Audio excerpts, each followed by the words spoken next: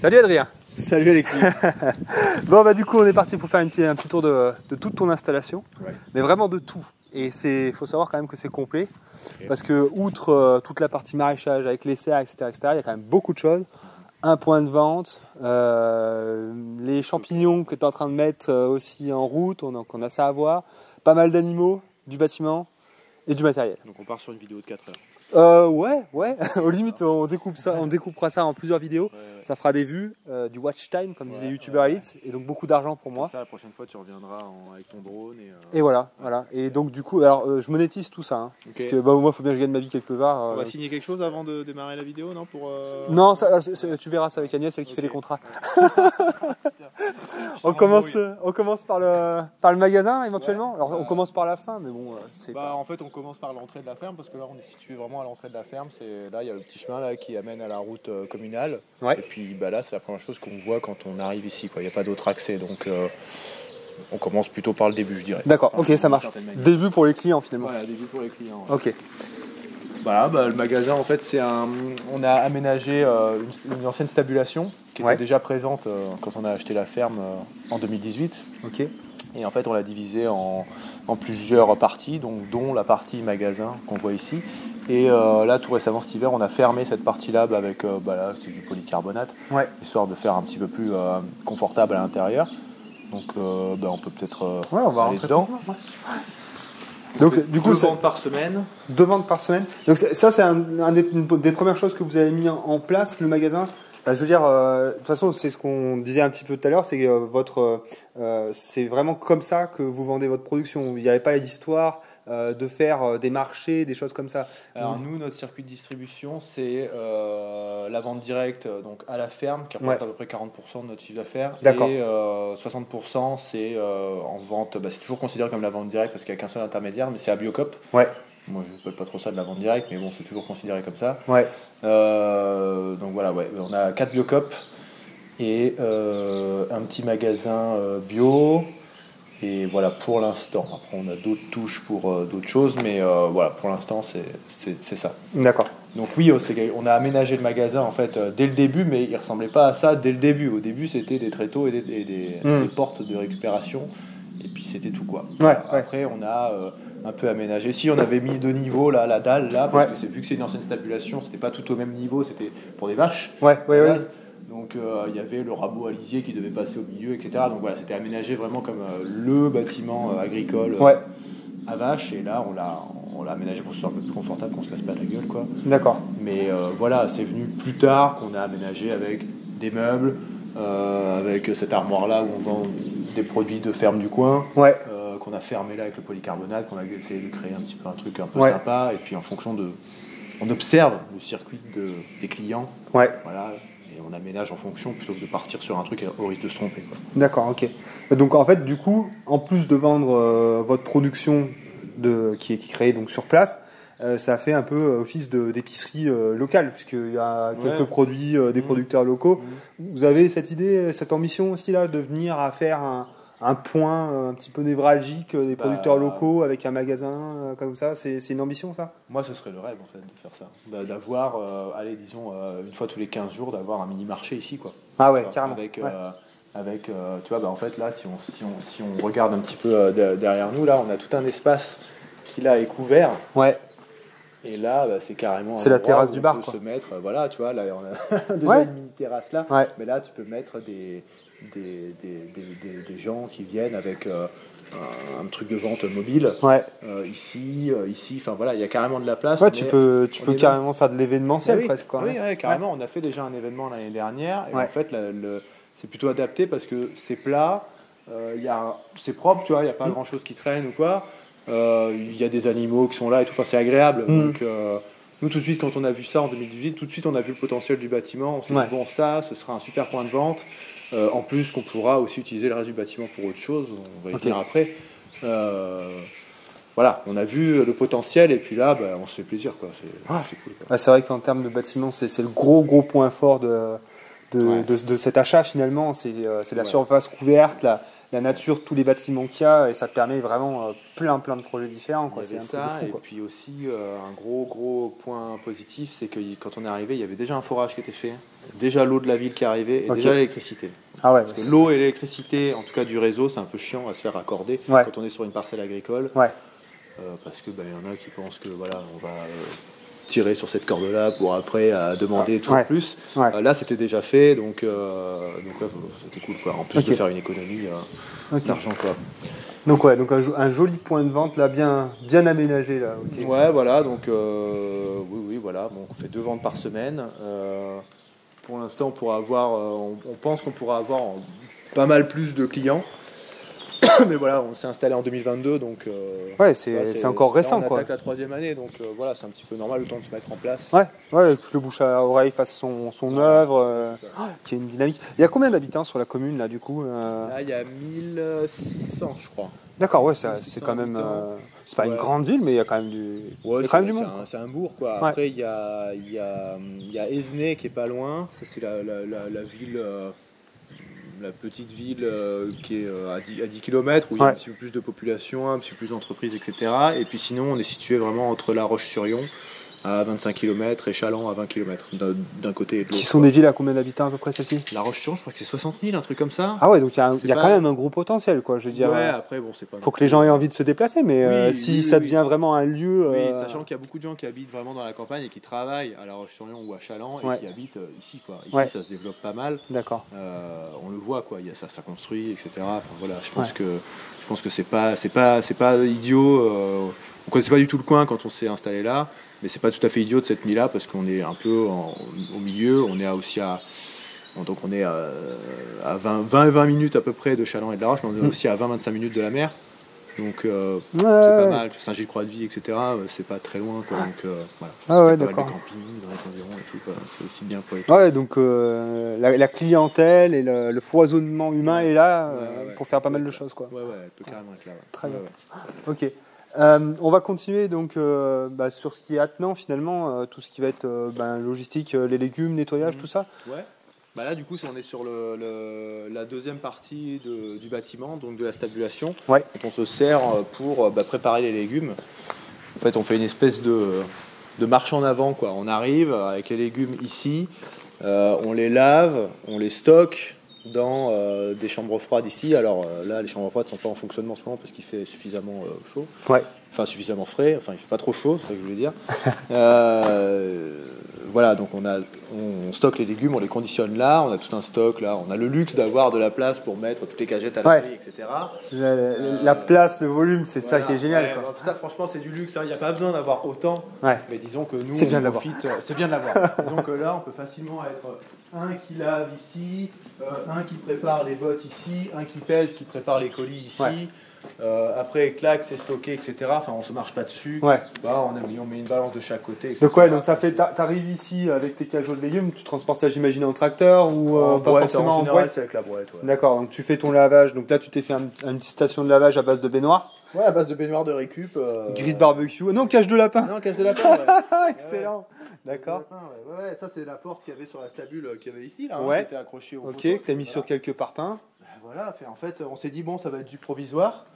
Au final, ça va très bien. Oui, on pourrait le maçonner, le crépir pour que ce soit ce que tu veux, c'est soit fonctionnel. Ouais, voilà. Et donc, tu as la pression, là, tu as la douchette à pression. Là. Alors, donc, ça, c'est ce que tu disais, là. Il faut quand même avoir quelque chose. Ça, c'est pas mal pour. Ça coûte 70 € neuf, un truc comme ça. Et puis, c'est pas mal parce que. Tu vois, pour laver les carottes qui sont pleines de boue, de bouillasse mouillée, là, c'est quand même pas mal. Ouais, puis là en plus tu peux y aller à grande eau, t'as un écoulement qui chasse tout là. C'est ça, on a gardé la pente qu'il y avait à la base. Là, il y a une pente assez costaud là. Carrément. Parce que c'était pour nettoyer pour les bovins, quoi. Donc, on a gardé ça, on a fait juste une évacuation et puis après on n'est pas loin de la terre, quoi. Donc voilà, il n'y a pas vraiment besoin de filtrer ou quoi, c'est de la terre. Oui, bien sûr, oui. Oui, tu mets pas, t'as pas décidé de mettre de javel dessus pour les nettoyer. Non, c'est bon. D'accord, donc station de lavage. Ensuite, tu pèses, tu formes tes cajots. Et c'est ce que tu disais, après, donc stockage en chambre froide. Après, soit ça part au magasin direct, parce qu'en général, on prépare le vendredi matin les bottes pour la vente du vendredi après-midi. Les bottes, les cagettes, les trucs comme ça. Donc, soit ça part direct au magasin, soit ça part en chambre froide avec. Voilà, là, on a tout le matériel pour étiqueter. Tu vois, quand ça part à Biocop, on a toutes nos étiquettes réglementaires là. T'es sérieux? Il est là, il te regarde. C'est pas Jésus qui l'a mis, c'est Jean Covici, merde quoi. Merde. J'en peux plus. Aïe aïe aïe. Il te regarde. Ok. Donc donc petit coin de bureau pour faire ton étiquetage, tout ça. Là, t'as le peu de matériel qu'il faut, un stylo, une agrafe, de quoi découper, comme ça, tac tac, tu mets sur tu mets sur les cagettes, t'agrafes, et puis après, soit ça part en chambre froide, soit ça part dans le camion. Quand le lundi matin ou le dimanche soir pour la livraison du lundi, je garde le camion juste ici, et puis clac, ça part. Il y a assez peu à transporter les cagettes. Bah oui, puisque de toute façon, ton camion, tu le mets à quai juste là. Je le mets juste là. Donc c'est parfait. Juste là, donc si on veut améliorer un peu le truc, je pourrais avoir là un diable toujours à disposition, et puis clac clac, me rapporter. Bon, voilà. Ça viendra peut-être plus tard. Mais il y a le diable, il est juste là, hein, mais il est pas. Il me faut des dents plus. Ça, c'est quoi? C'est un petit truc comme ça là. Un petit diable, il est juste un petit peu. Ah oui, bah tu aurais deux fer plat à souder à la limite. Voilà. Ok, ouais, c'est juste ça là. Tac. Je peux me montrer. Et la boîte maraîchère. Ça, c'est un concert. Donc ça, c'est quand tu mets tes cagettes de légumes dessus là. Ouais, là on peut mettre deux piles de 4 cagettes à peu près. Enfin, des cagettes. On travaille pas avec les cagettes en. On peut les montrer en fait. On travaille pas vraiment avec celle-là. Celle-là, c'est vraiment quand ça part à la vente. À la vente ou en livraison. Et sinon, on travaille avec ce type de cagette. Ah oui. Donc un petit peu avec ça, et beaucoup avec ça. Ça c'est de la cagette, ça c'est vachement bien parce que c'est raide ça. T'as ça, c'est bien solide. Et puis là, et là tu peux empiler. Tu peux empiler, ok. Ça, j'imagine que ça représente un investissement quand même, ce genre de cagette. C'est cher à la pièce. Chiné sur le bon coin, 3 € pièce. Tu t'es mis bien là. Le mec il en avait plein, c'était un gars qui a arrêté. Qui m'a dit, comme ça dans la conversation, il me dit faut pas faire maraîchage bio et tout. Il dit ça comme ça, et c'est pour faire quoi? Maraîchage bio. Ouais, non mais c'est bien en fait. Non parce c'est qu'il en venait lui ou c'est un gars qui a arrêté son activité, mais pas du tout le même circuit de distribution. Le mec il faisait 2 ou 3 productions, et puis bon, ça c'est des circuits qui, à mon sens, sont assez fragiles aussi. Le nôtre l'est aussi, mais voilà, c'est une production, un circuit, etc. Il suffit qu'un truc se casse la gueule, terminé. Donc voilà, soit je mets comme ça, soit je mets comme ça. Et ces caisses-là, c'est pareil. Ça c'est pareil, c'est chiné dans une sur le bon coin aussi, et ça c'est dans une usine là du coin là, c'est dans une usine de caille. Et tu les mets dans ce sens là et tu les empiles. Clac, soit tu les mets dans ce sens là et tu les ranges quoi. Tu vois. Ok, je comprends. Donc, voilà, mais c'est bien ça qu'il faut là, t'es sur un truc bien rigide qui casse pas comme du verre. Là, tu vois, ça, c'est vraiment ce qu'il faut que je me trouve, moi aussi. Parce que là, nous, tu vois, on en a récupéré des comme ça. Mais ça brise comme du verre, quoi. C'est. Alors que ça, bon, tu peux les entrechoquer ou quoi, ça va super bien, quoi. Ouais, mais c'est nickel. Ok. Et puis là, voilà, la boîte maraîchère, là, qui va bien comme ça. Impeccable. Voilà. Parce que t'as pas de caisse sur le tracteur aussi? J'ai un caisson. J'ai un caisson, mais j'ai pas de godet. Et puis le caisson, du coup, il faut l'atteler, etc. Donc ça va plus vite, c'est mieux de prendre la boîte, quoi. Tu prends la boîte, à moins que vraiment... Puis bon, toi, t'as... Ah, c'est bon? Ça va le faire. Ce que je voulais dire, j'en étais... Attends, je vais y arriver. Donc tu n'utilises pas la caisse sur le tracteur, parce que c'est... Oui, puis t'as pas de... Ce que je voulais dire, c'est que tu n'as pas de dénivelé. Enfin, je veux dire, t'es quand même sur une surface qui est relativement... Enfin, t'as pas de gros décrochements, de grosses montées, donc ça, c'est pas trop il y a un bon faux plat sur le terrain quand même. Donc, c'est-à-dire que quand tu veux monter, par exemple, toi, quand on verra tout à l'heure les sacs de lestage, là, on prend la peine d'atteler le tracteur, et quand on a 30 sacs de lestage à monter, plus des filets, des machins, là, on attelle le caisson. Et puis on fait tout le voyage en un coup, parce que sinon à la boîte tu te fatigues un peu, surtout si c'est un peu mouillé comme aujourd'hui là. D'accord. Voilà. Mais sinon en général. Là c'est parce que moi tu sais d'où je viens, tout me paraît plat ici. Ah oui, d'accord. C'est vrai que la Vendée, je crois que le mont Saint-Michel-Mont-Mercure, je sais plus à combien d'altitude c'est, mais c'est. Ah oui, parce que là 2 mètres quoi, c'est 3 fois rien. Ok, on continue comment? On va peut-être vers le hangar, voir ton tracteur, tout ça? Ah bah non, il y a les champignons. Ah oui, les champignons. Donc ça, c'est la diversification de cette année 2024-2025. Ouais, alors là, on n'a pas encore commencé la production, mais on a aménagé du coup ce dernier espace-là qui nous servait juste avant à stocker notre bois. Donc on s'est dit, on va peut-être mettre le bois ailleurs et puis se servir de ça un peu plus efficacement. Ouais. Et en fait, on est parti du constat que l'hiver, on a quand même moins de production et moins de production à valeur ajoutée. Donc on a un petit peu un creux, tu vois, il y a le creux des maraîchers là, de janvier à avril, mai, où on a un petit peu moins de revenus, et puis la trésor, ça part très très vite, surtout au début quand on a encore plein de prêts à rembourser, etc. Bien sûr. Ça part très vite. Du coup, on s'est dit que les champignons c'était un bon complément d'activité, sachant qu'on peut faire du champignon bio sans contact à la terre. C'est une des seules productions avec les endives où on peut avoir le label bio malgré qu'on n'ait pas de contact avec la terre. Ok. Voilà. Les tomates hors sol, ça ne pourra jamais être bio parce qu'il n'y a pas de contact avec la terre. Ouais. Les champignons, tu peux le faire comme ça. D'accord. Donc là, on est carrément sur une culture d'intérieur. On peut regarder un petit peu à l'intérieur ? Ouais. Voir. Ça, tu sais que ça se met sur une serre, dans une serre normalement, pour se faire un petit aménagement où on fait rien. C'est une serre, c'est fait d'abord pour ça. Ah oui, c'est vrai. Mais c'est que t'es pas bien au fait des choses qui sont. Je dois pas être assez sur YouTube. Je peux ? Vas-y. Allez. Donc alors ça, c'est des portes qu'on a récupérées pareil sur le Bon Coin. Moi, je suis un grand fan du Bon Coin. Ouais. Voilà, jette quasiment tout.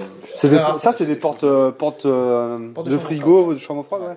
Ok. Bon, là, la fermeture était pétée, je sais pas quoi. On a réussi à la ranger, voilà. Mais sinon, ça va coûter 50 balles pièce, les portes. C'est une sacrée affaire. Ouais, bonne affaire, ouais. Carrément. Il faut juste être à l'affût, quoi. Pas être trop pressé, mettre une alerte sur le Bon Coin, et puis des fois on trouve pas, hein. Ouais, bien sûr.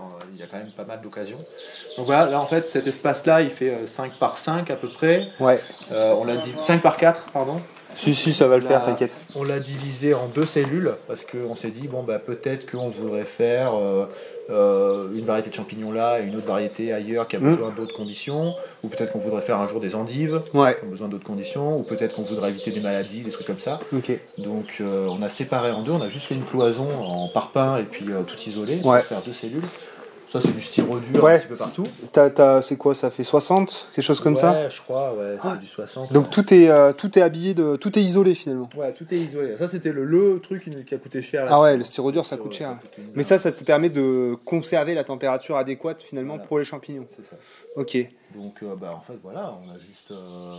En fait, on avait déjà 3 murs. On avait ce mur-là, le mur du fond et le mur là. On a juste fait la cloison et le plafond. Le plafond, c'est avec des bastins et puis de l'OSB, histoire qu'on puisse marcher dessus aussi par-dessus, qu'on puisse stocker nos cagettes, voilà, du bordel quoi. On voit le groupe de ventilation là-haut là. Ça c'est une VMC toute simple. Ouais. En fait, c'est parce que les champignons, alors les champignons de Paris un peu moins, mais les champignons en général, ça produit du CO2. Ouais. Et CO2, tu peux t'intoxiquer avec, donc c'est bien de l'évacuer. Donc là, on a une VMC qui vient et qui vient jusque là. Donc le CO2 c'est un gaz lourd, donc il descend. Donc d'accord, il faut avoir un tube qui descend parce que si tu l'aspires de là, en fait le CO2 il va faire ok. Donc il faut que ça parte d'en bas quoi. D'accord, ok, très bien. Voilà. Ok. Ça prend quelque chose là, j'entends. Ouais, mais carrément, bah oui, parce que moi codement j'aurais mis, tu sais. Oui, mais parce que la VMC domestique, tu cherches l'humidité ou. C'est pas le CO2, c'est l'humidité. Ou les mauvaises odeurs, la fumée. Comme ça. Ouais. C'est pas ça quoi. Ouais, ok. Voilà. Et puis là du coup l'installation électrique que là du coup on a fait faire parce que moi je touche pas en électricité. Ok. Contrôleur d'humidité, contrôleur de température. Ouais.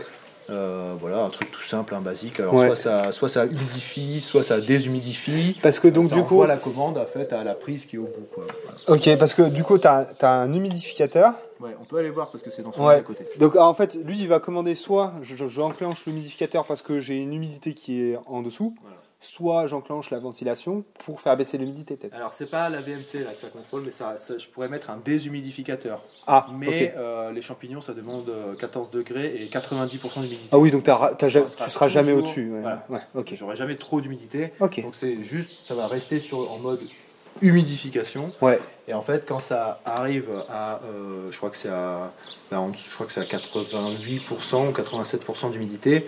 Clac, ça enclenche tout de suite et ça part en fait sur un humidificateur comme ça. On peut faire le test alors. Vas-y. Humidificateur, tac. Tu le baisses peut-être en réel, il me dit qu'on est à 95, dis donc. Ah ouais. Voilà, faut que ce soit bien. Ok. Voilà. Là, si je déclenche comme ça. Ouais. Donc voilà, en fait, c'est un truc que j'ai acheté dans un magasin de cannabis. Bah oui, la base. Donc, la base. Est-ce que c'est pas est-ce pas les pastilles en céramique qui vibrent dans l'eau là? Non. C'est pas ça, c'est un autre principe. En fait, mais en fait, c'est juste. T'as un réservoir d'eau ici. Ouais. Et puis en fait, t'as une sorte de truc de bec là qui est dedans et qui vaporise en fait ça. Ok. Et puis là, je peux mettre un flotteur et une arrivée d'eau.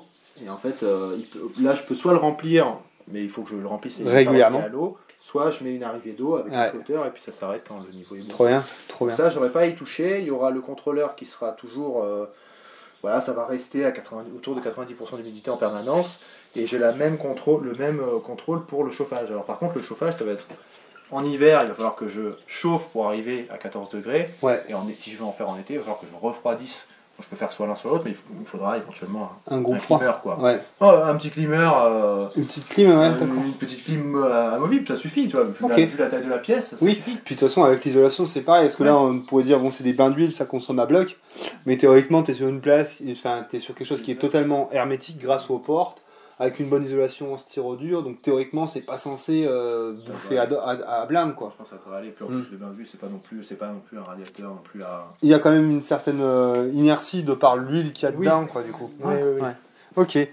Oh, voilà. Mais c'est nickel, hein. Ça fait des belles chambres de culture, hein. Là, j'étais pas forcément fan de la vitre parce que. Des perditions peut-être mais bon, après je peux toujours mettre un rideau ou une plaque de bois ou un truc comme ça, c'est pas très... Attends, je vais fermer, c'est bon?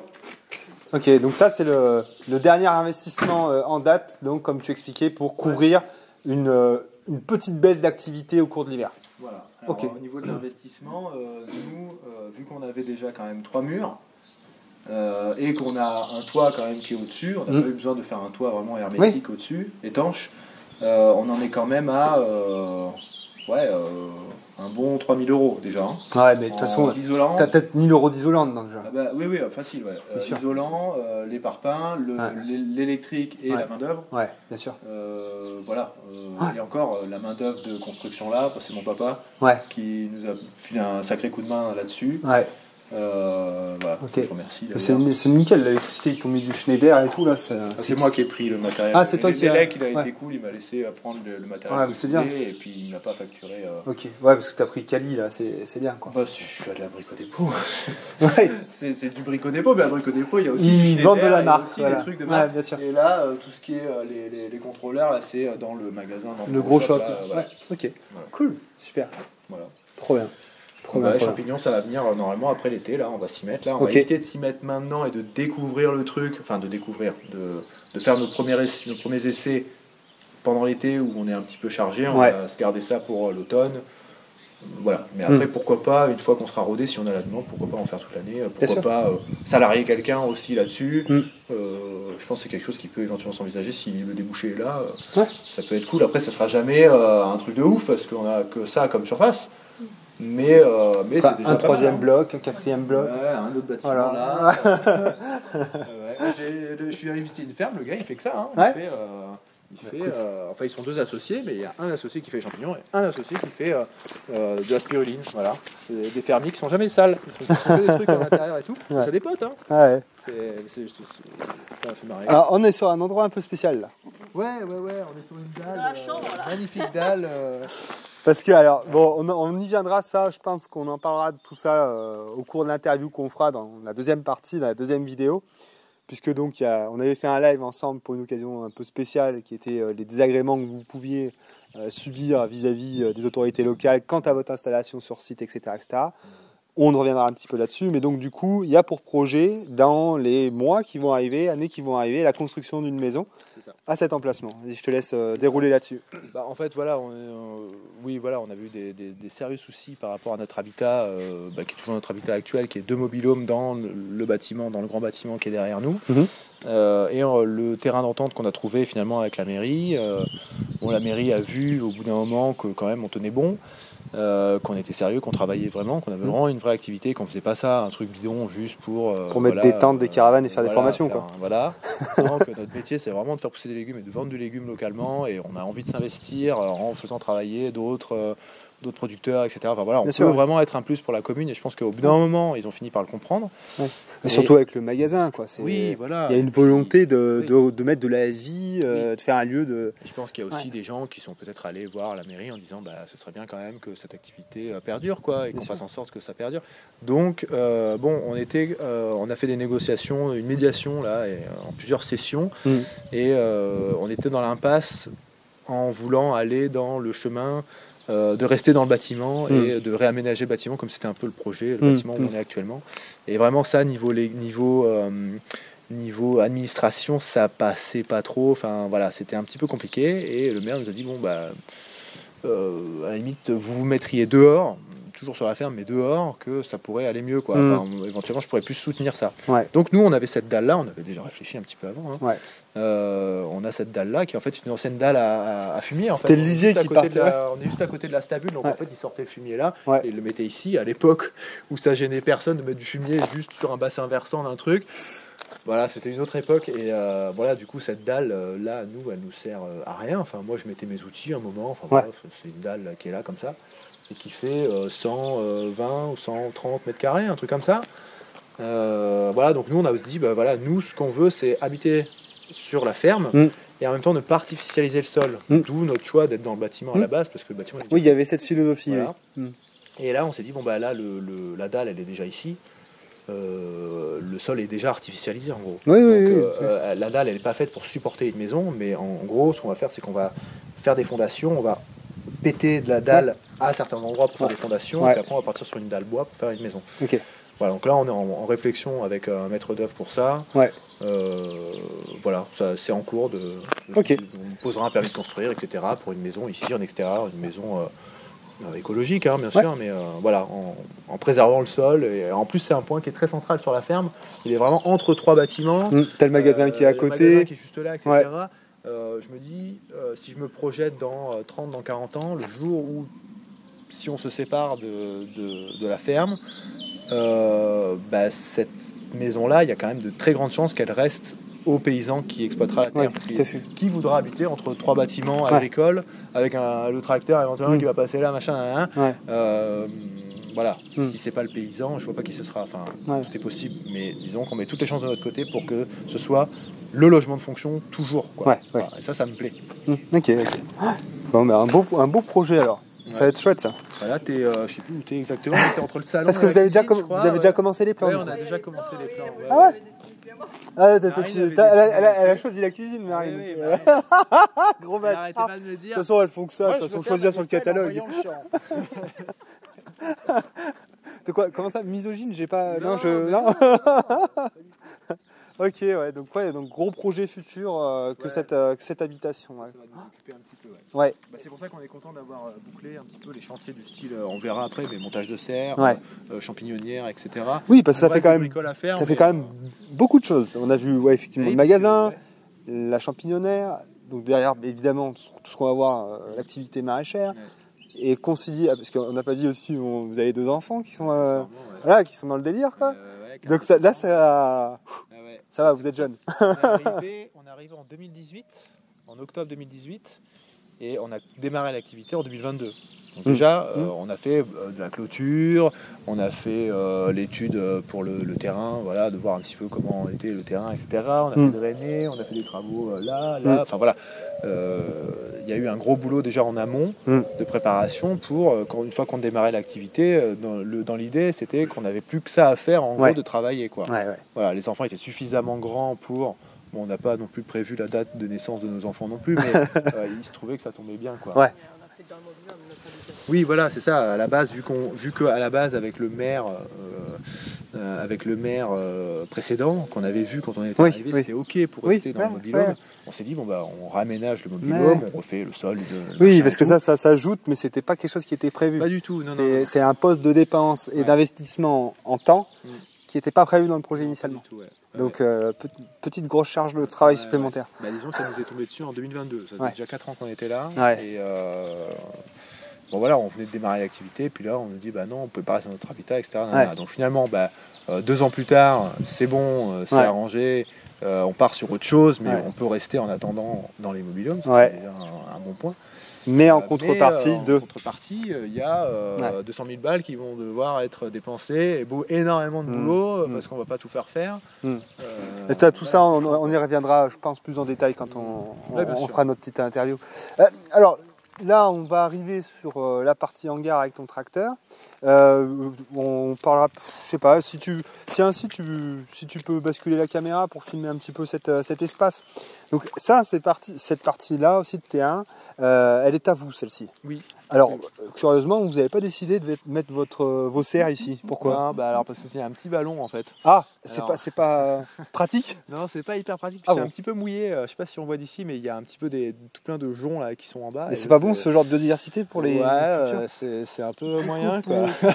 Non, on pourrait mettre 30 cm de broyat, mais disons qu'on n'est pas parti sur cette option là. Ah, comme je suis étonné. En fait, nous, c'est marrant parce que quand on est venu visiter ici, alors nous avant on habitait dans le Var, donc à 900 bornes d'ici, et quand on est venu visiter, nous on a vu l'annonce, c'est sur le Bon Coin aussi, j'achète vraiment tout sur le Bon Coin. Et quand on est venu visiter, il y avait 3 bâtiments, eau, électricité, machin, avec je sais plus combien, 1 hectare et quelques de terrain, et c'était celui-là. Okay. Quand on a regardé sur Google Earth, on s'est dit super, il y a du terrain, etc. Sauf que sur Google Earth, c'est vu d'en haut. Bien sûr. On n'a pas vu le vallon. Il n'y avait pas la mare et tout à l'époque. Il n'y avait même pas de clôture, il n'y avait rien. C'était vraiment un champ. On ne voyait pas vraiment le. Puis quand on est arrivé ici, on s'est dit ah oui, c'est un peu penché quoi. Et c'est l'agent immobilier qui nous a dit il y a 1,5 hectare de terrain juste à côté, et c'est le terrain qu'on cultive actuellement. Donc ça va. Qu'au final on n'a pas vu, parce que sinon peut-être qu'on se serait dit on va pas faire le voyage pour aller visiter un truc qui est impraticable. On a eu de la chance aussi quoi. Ok. Donc cet espace tu l'as mis à disposition pour donc différentes bêtes qui sont à vous pour le coup, qui font l'entretien de la pâture, les moutons d'Ouest-Rhin. Et vous le mettez aussi en location pour les chevaux. Ouais, c'est ça. En fait, il y a une nana là qui met ses chevaux dessus. Alors nous, ça nous fait un entretien. Ouais. Pour les chevaux, ça nous fait aussi d'un fumier aussi, parce qu'elle nettoie le bâtiment et puis du coup ça nous fait du fumier en plus. Ça entretient bien le terrain parce que 5 moutons là il y a 8000 m², c'est un peu beaucoup pour eux. Ouais. Donc là les chevaux c'est quand même bien pratique. Ça, ouais, ok, d'accord. Voilà, donc puis en plus c'est bien, ça crée de la vie, il y a les enfants, ils adorent les chevaux et tout. Pareil, à côté du magasin, je pense que ça fait de l'attractivité. Il y a toujours 2-3 carottes pour eux à donner. Et voilà, donc c'est super sympa. Enfin, ça fait vraiment un cadre qui est vraiment sympa d'arriver à la ferme où moi j'aime bien que ce soit pas le bordel et que ce soit joli, que ce soit agréable à regarder autour. Bien sûr. Ok, ça marche. On va au niveau du bâtiment là-bas ? Ouais. Allez. Tac. Donc un bel hangar là encore. Hein. Ouais, un hangar IPN métal. Ouais. Et avant c'était pour hangar à foin en fait. Quand on est arrivé, c'était blindé de foin. Mais genre, c'était vraiment des blindés de foin parce que c'était le voisin qui louait. Et il mettait toute sa paille là, et vraiment c'était rempli. Il y a 250 m², je pense, et puis il y a de hauteur, il doit y avoir 6 mètres peut-être, un truc comme ça. Ouais, 5-6 mètres au moins. Ah, c'est possible, peut-être. Ouais. Enfin, il y a pas mal au point le plus haut, effectivement. Voilà. Donc, alors, du coup, c'est pareil, c'est que vous avez défini j'ai les mêmes à la maison, elles sont aussi chiantes ici que chez moi. Mais donc, du coup, vous avez créé un espace où les animaux, donc les moutons et les chevaux peuvent venir, se mettre à l'abri. Et donc c'est ce que tu expliquais aussi, c'est qu'il y a tout un espace là aussi qui est réservé justement au stockage du foin pour leur donner. C'est ça, ouais. En fait, on met à disposition aussi un petit peu d'espace pour la personne qui a les chevaux, pour qu'elle puisse arriver, se garer à l'abri. S'il y a des choses à faire, du parage ou des trucs comme ça peut être fait ici à l'abri aussi. Le foin est là à disposition, il prend pas l'eau. Ouais. Voilà. Et puis nous, quand on a acheté dans la clôture, on a fait exprès de leur laisser pas mal de place là pour qu'ils ne soient pas à l'étroit quoi. Ok. Voilà, et puis c'est aussi l'endroit où où je garde le tracteur. Tu sèmes des canapés un peu partout, toi, non? Je sème des canapés, c'est qu'on a fait un événement et du coup on a récupéré plein de canapés pour voilà, et du coup il nous en reste plein. Ok. Voilà. Ok. On s'assoit rarement dessus au final. Bah, en tout cas, tout est propice au repos ici. Hein. C'est vrai. Il y a peut-être un truc. Il y a un truc à développer.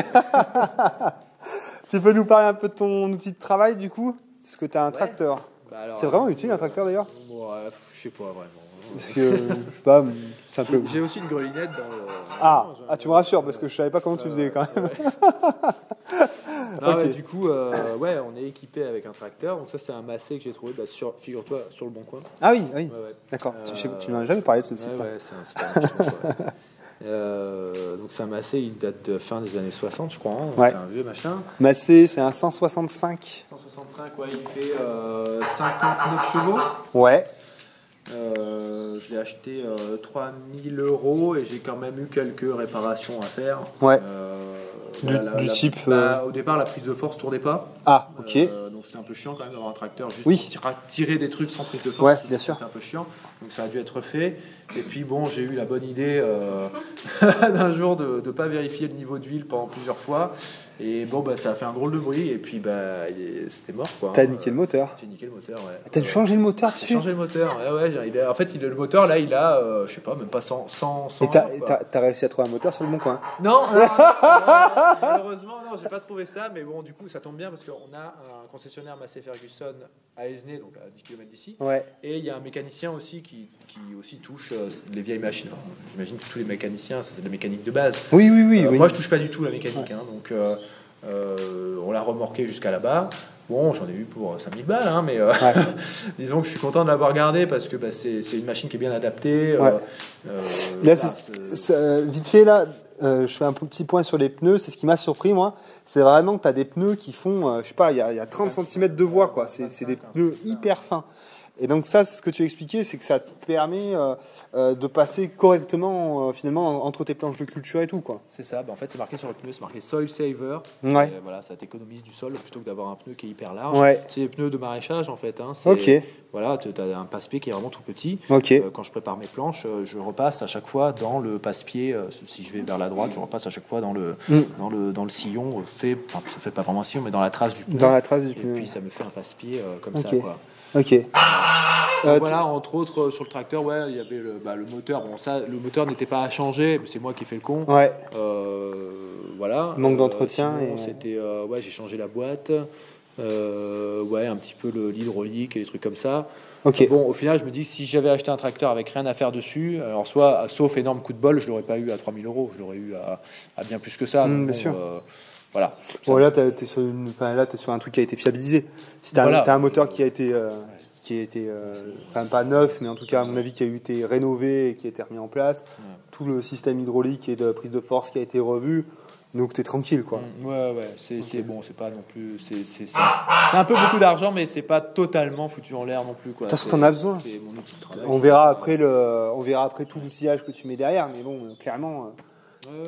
Tu travailles pas sans ça, quoi. Quand je monte dessus, clac, ça démarre, oui. c'est nickel, quoi. Ouais. Là, j'ai pas de soucis à me faire là-dessus, quoi. Tu disais combien de chevaux? Tu l'as dit 59 chevaux. 59 chevaux quand même. Manuel, oui, ça fait pas un petit tracteur quand même. Ouais, franchement, c'est pas moins, hein, je dirais pas moins, hein, parce qu'au final, on verra quand on fera le tour des outils.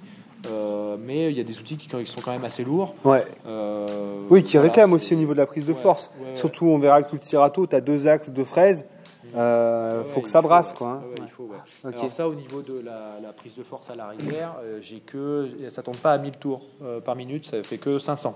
Ok. Voilà, j'ai pas les 2 vitesses là sur la prise de force. Donc, il y a des outils qui peuvent nécessiter 1000 tours, peut-être des broyeurs, des trucs comme ça. Voilà. Ok. Pour la petite histoire. Et j'ai pas de super lente dessus non plus, ça c'est un petit peu dommage. De super. La vitesse super lente en fait, la rampante en fait. D'accord. Une vitesse qui est très pratique quand t'as une planteuse derrière et que t'as des gens qui sont en train de planter les poireaux derrière. Ok. Une vitesse qui rampe. Ça fait 300 mètres par heure, je crois, un truc comme ça. Ok. C'est hyper lent. Et du coup à l'arrière. Ça laisse les gens travailler pour planter ce qu'il y a à planter. Alors moi, j'ai qu'une première lente, alors c'est un peu rapide, mais bon, j'essaye de lever. T'as une commande d'accélération au volant? Ouais, bien sûr, c'est là. Hein. Oui, t'as le levier, ouais. Ok. Là, et puis j'ai sur les pieds aussi. Alors moi, je fais avec ça. Oui, c'est plus simple. J'imagine quand tu fais un tracé Ok. Voilà, donc belle machine. C'est cool, quoi. Voilà, il fait le job. Hein. Ok, ça marche. J'espère qu'il normalement il devrait le faire encore longtemps. Ouais. Un bon petit moment. On a vite fait les masses là aussi, tu m'expliquais, très nécessaire là, si tu peux filmer juste Marine, à l'avant du tracteur. C'est ce que tu expliquais du fait, on verra l'outillage après, mais du fait donc que tu as de l'outillage très lourd à l'arrière, tu es obligé de compenser en mettant des masses à l'avant. Ça, c'est des masses de 45 kg. Ouais. Donc là, il y a un petit peu moins de. Il y a 180 kg là, de masse. Et j'en ai encore un petit peu plus. Mais 4 masses, ça suffit pour que quand je démarre avec le cultirato à l'arrière, que le tracteur lève pas trop. Quoi. Ouais. Enfin, il lève pas du tout avec ça. Ouais. Mais sans ça, ce serait un peu dangereux. Ok. Donc j'ai ça, et puis j'ai même un porte-masse, en fait, un truc qui se met ici, et en fait on met les masses dessus, donc les masses au lieu d'être là, elles sont à ce niveau-là. Ça les déporte. Et c'est vraiment, ça déporte le poids, et ça, pour le même poids, tu te retrouves avec, c'est plus efficace encore. Ouais, tu fais ce qu'on disait hier, système de levier. C'est ça. Okay. Et faut faire gaffe quand même où tu roules, parce que quand tu es dans les serres, etc., et que tu as un tracteur qui fait faut faire gaffe. Alors, c'est aussi ce que je voulais te demander, c'est donc on est sur un tracteur qui est relativement ancien et qui bénéficie pas d'une direction assistée hydraulique. Parce que donc les récents aujourd'hui, ils ont un vérin ici qui permet de pousser la direction. Est-ce que ça c'est chiant quand tu dois faire tes manœuvres? Franchement, on s'y habitue. Hein. Moi, j'ai commencé avec celui-là, donc je m'en rends même pas compte en fait. Alors, il braque beaucoup mieux à gauche qu'à droite.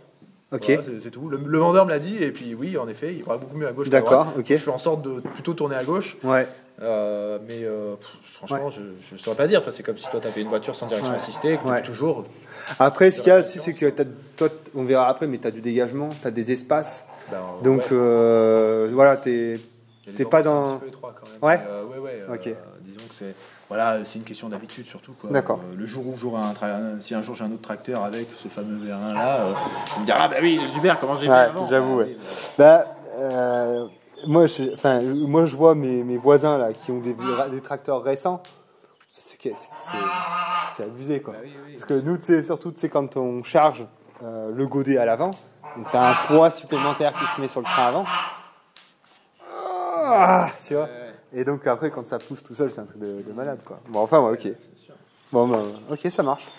Donc on a vu les chevaux, les moutons, tout ça, tes petites oies aussi. Ah oui. Hop là.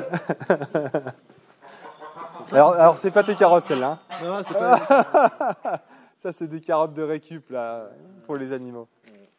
Ça serait quand même dommage. Après ça arrive, hein, ils en ont aussi des carottes à nous, les petites, les trucs un peu. On continue, on va où? On va peut-être voir les outils. Allez, vas-y. Donc là on a pas mal d'espace. Ce qui est pas mal pour dès qu'il y a un SMI qui vient, dès que tu te fais livrer quelque chose, en général c'est par un SMI remorque. Je me fais livrer mes patates semences, alors j'ai 4-5 sacs de patates de 25 kg, 50 kg. Et bien, c'est un SMI quand même qui vient. Donc c'est quand même pas mal d'avoir de la place aussi pour tourner, donc ça c'est pareil, c'est un luxe du fait de avant ce lieu c'était un bâtiment d'élevage de volailles et c'est aménagé comme ça. Jamais, normalement, quand tu achètes une parcelle pour faire du maraîchage, c'est pas aussi bien aménagé. C'est sûr.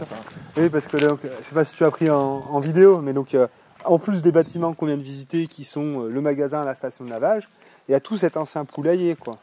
Donc là, il y a des mètres et des mètres carrés de stockage couvert qui sont d'un pratique juste extraordinaire, quoi. Il y a 1200 mètres carrés, en fait, 100 mètres par 12, qui servaient avant à faire de l'élevage de poulets type poulet. C'était Doux, je crois, le groupe, c'était le groupe Doux.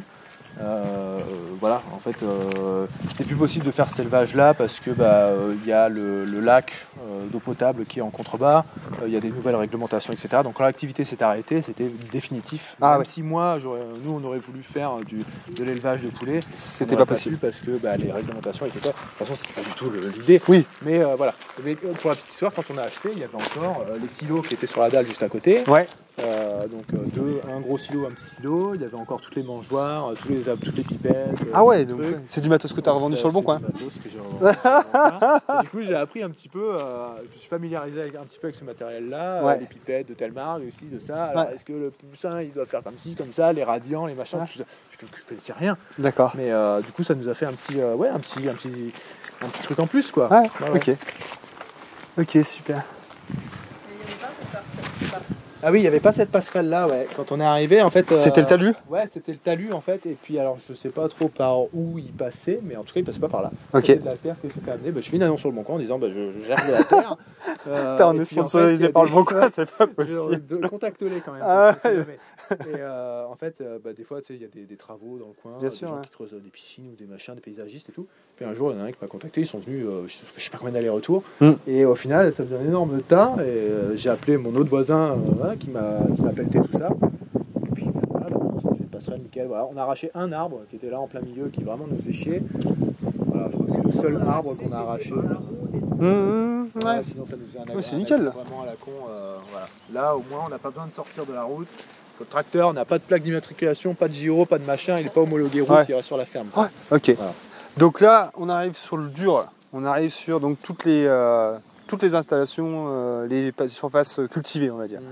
Donc succession de serres ici, culture en plein champ là. C'est toi qui vois comment tu veux commencer. On peut commencer par les outils vu qu'on Allez. était sur le tracteur. Ah bah moi ça me va. Bon, c'est pas dans l'ordre pour préparer des planches, mais alors ça c'est un cultirato. Ouais. Bon, je vais pas le dire à chaque fois, c'est tout acheté sur le Bon Coin, voilà. Tout acheté sur le Bon Coin à différents endroits. On n'est pas loin de la région, on est dans la région Pays de Loire, donc il y a beaucoup de maraîchers. Ouais. C'est intéressant parce qu'il y a beaucoup de matériel à vendre. D'accord. Donc voilà, un cultirato, 5000 € je crois, sur le Bon Coin. Ok. 5000 € très bien dépensés parce que vraiment ça fait un boulot super. Ok. En gros, ça sert vraiment à préparer la planche. Une fois que tu as fait ton premier travail du sol, que tu as affiné un petit peu la terre, tu attelles ça sur ton 3 points et ta prise de force. Ouais. Et puis ces disques-là vont ramener la terre à l'intérieur de l'engin. Ouais. Et à l'intérieur de l'engin, tu as deux rotors là qui tournent. Donc la prise de force entraîne ce rotor-là. Oui, et un autre. Rotor-là. Ouais. Et puis, alors je crois qu'ils ne tournent pas dans le même sens, mais en gros, tu as des dents. C'est un jeu de fraises quoi. Voilà. C'est un axe. C'est deux gros grands motoculteurs à l'intérieur. Voilà. Et puis ça alors, c'est pas hyper sympa pour la vie du sol qui se trouverait à cet endroit-là. Mais bon, on essaye d'en faire un usage modéré, mais disons que, voilà, quand tu fais tes semis de carottes ou quand tu fais tes voilà, quand tu as besoin d'une terre qui est préparée, c'est nickel quoi. On le verra après les bandes que ça constitue parce que ça fait un banc rectiligne, nickel et totalement fin pour de la semence quoi. Ah bah oui, après tu passes avec ton semoir nickel, il n'y a rien qui bloque. C'est nickel quoi. Ok. Voilà. Ensuite là on est sur une herse rotative. Donc ça c'est c'est avant le cultirato. Donc en fait c'est des dents. Je sais pas si on va le voir là, mais en gros là les dents elles font plus que 20 elles font un bon 20 cm et en fait elles tournent comme ça là. Ouais, attends, j'attends d'avoir la caméra qui filme un petit peu pour que je puisse faire le mouvement. Donc là, en gros, les dents, si tu veux, elles font cette forme-là, et puis elles tournent comme ça. Elles tournent pas comme ça, donc ce qui fait qu'elles font pas de semelle de labour, si tu veux. Ok, je vois. Ok. Donc voilà, elles tournent comme ça avec la prise de force. Ouais. Et puis derrière, tu as un rouleau qui sert un petit peu à casser les dernières mottes, etc. Et puis à faire un petit peu un truc propre, bien aplati, bien lisse. Ok. Et ça, tu le passerais avant le cultirato alors? Ah bah oui, parce que le cultirato c'est vraiment le dernier truc que tu passes, ça te fait vraiment un lit de semences nickel le cultirato. Donc je ne passe pas toujours. Ouais. On verra qu'il y a des fois, suivant la place que j'ai, etc., si j'ai besoin de gagner un petit peu de place, je passe pas le cultirato parce que le cultirato ça te fait forcément un passe-pied. Et si tu as besoin de beaucoup de place, que tu as une culture qui a besoin de beaucoup d'espace, tu peux passer juste la herse. Ok. Ça fait un travail convenable aussi. Peut-être pas pour du SMI, mais quand tu as du plan en motte, tu peux juste ça suffit aussi quoi. Ok. Voilà. Donc, ok. Ça c'est un bon outil et puis j'aime bien le fait que ça tourne pas comme un rotavator qui finit par faire une semelle de labour peut-être. Ok. Voilà. Un caisson. La caisse de chargement pour les boudins de lestage, tout ça, ce que tu expliquais tout à l'heure. Pour du fumier aussi parce qu'on n'a pas d'épandeur. Ça n'existe pas trop les épandeurs, les petits épandeurs. Ça existe mais il faut le fabriquer. Je sais pas si je t'avais partagé, c'est l'atelier paysan qui en ont développé un. Qui est à Soudé et il a l'air vraiment bien. Ouais, mais tu vois, après il faut le charger aussi. Donc soit tu le charges à la fourche. Ah oui, par contre. Tu fais chier quand même. Ouais. Soit tu le charges, il faut aussi un chargeur. Il faut un chargeur. Nous, on n'a pas de chargeur non plus. Bon. Pour l'instant, on fait ça au caisson. Moi, j'attelle le caisson. Je recule dans le fumier. On se fait livrer 15 tonnes de fumier. Là, je recule dedans. Après, avec le croc, on remplit. Et puis après, un sur le tracteur et un derrière. Et puis on fais tomber tranquillement. Et ce qui est bien aussi avec ce caisson, c'est qu'il peut basculer aussi. Donc cette commande-là, quand je suis sur le tracteur et que je fais ça, en fait, ça libère le caisson. Ça permet de basculer. Par exemple, quand on débarrasse des vieilles cultures, là, on rentre avec ça dans la serre, on cherche par exemple, je sais pas, toutes les vieilles tomates, les trucs comme ça, les plants et tout, on met tout dedans. Je vais dans mon endroit où je débarrasse et puis j'ai pas besoin de descendre du tracteur, je fais ça, clac. Et puis après, j'ai même pas besoin de descendre pour le remettre en place. Ah ouais. Franchement, c'est bien. Ok. C'est nickel. Tac. Alors, planteuse. Ça c'est la première planteuse que j'ai achetée du coup. Ouais. Et on a enlevé le mécanisme en fait. Donc une planteuse ça s'utilise comme ça. En fait ça s'attelle à l'avant du tracteur. En fait il y a deux personnes qui sont assises à l'arrière et qui ont par exemple soit des poireaux, des choux, des patates, que sais-je. Et donc là, normalement, il y a un espèce de mécanisme ici. On le verra sur l'autre après. Voilà. Là, c'était un mécanisme de pince. En fait, la pince, le mécanisme tourne et puis la pince arrive ici. Toi, tu déposes par exemple ton poireau ou ton chou et la pince, clac, se referme ici. Elle tourne et puis une fois qu'elle est en bas, ça relâche le plan. Et puis le sillon ouvre en premier un sillon. Le plan est déposé en bas et puis après, ces deux roues-là viennent rabattre de la terre sur le plan. Voilà. Et puis après, ça fait ça à l'infini. Sauf que là, les pinces étaient vraiment trop écartées. Ça faisait un espacement d'environ 50 cm. Alors ça pouvait le faire pour les choux, mais ça ne le faisait pas du tout pour les poireaux. Et moi, c'est surtout pour les poireaux que je voulais m'en servir. Un poireau tous les 50 cm, c'est pas possible. Donc j'ai carrément enlevé le mécanisme. Et puis j'en ai pas trouvé sur le bon coin pour le coup de système de pince avec plus de pinces, parce que ça existe mais c'est très recherché, tout le monde cherche ça coûte très cher, etc. Donc moi j'ai carrément enlevé le truc et en fait ça je m'en sers juste pour planter les patates. Voilà, donc là les patates, on met les patates dans cette caisse là et puis on balance les patates dans le sillon là. Puis c'est ce qu'on a fait là il y a un mois de ça et ça s'est très bien passé. Ça va, on arrive à gérer là justement l'écartement entre chaque pomme de terre ou c'est un peu délicat, faut être bon? Les patates tu peux les planter, c'est pas grave. Ok, ça marche. Faut pas balancer toute la caisse au même endroit. Oui. Je balance ça. Ok. On n'est pas au millimètre quoi. Cultivateur du coup? Ouais, petit cultivateur. Alors moi je dis que c'est mon cultivateur lourd. Il est pas si lourd que ça. Ça va. Disons qu'il est plus lourd que la petite grille qu'il y a derrière. Moi j'ai alourdi. Alors normalement j'ai une autre masse là, de l'autre côté pour faire gagner 90 kg. Là c'est là, il faut que je la remette. Mais voilà, en fait, ça c'est pas mal pour une première préparation du sol avant la herse. Et vraiment, ça peut être la première chose pour un petit peu faire décompacter un petit peu le sol. Tu passes une fois ou deux. Ça c'est pareil. Alors ça pour le coup, ça me dérange pas du tout de le passer parce que c'est pas un truc qui est profond, ça retourne pas, ça gratte. Ça aère plutôt là. Ça aère, ouais, franchement c'est bien. Hein, en fait une griffe quoi en fait. C'est une grosse griffe lourde. Ok. Alors du coup là c'est bien écarté et puis si tu veux ça vibre pas beaucoup parce que tu vois c'est assez, il est assez lourd et assez rigide. Et par contre j'ai un autre, alors j'ai bouffé le nom, je sais plus comment ça s'appelle.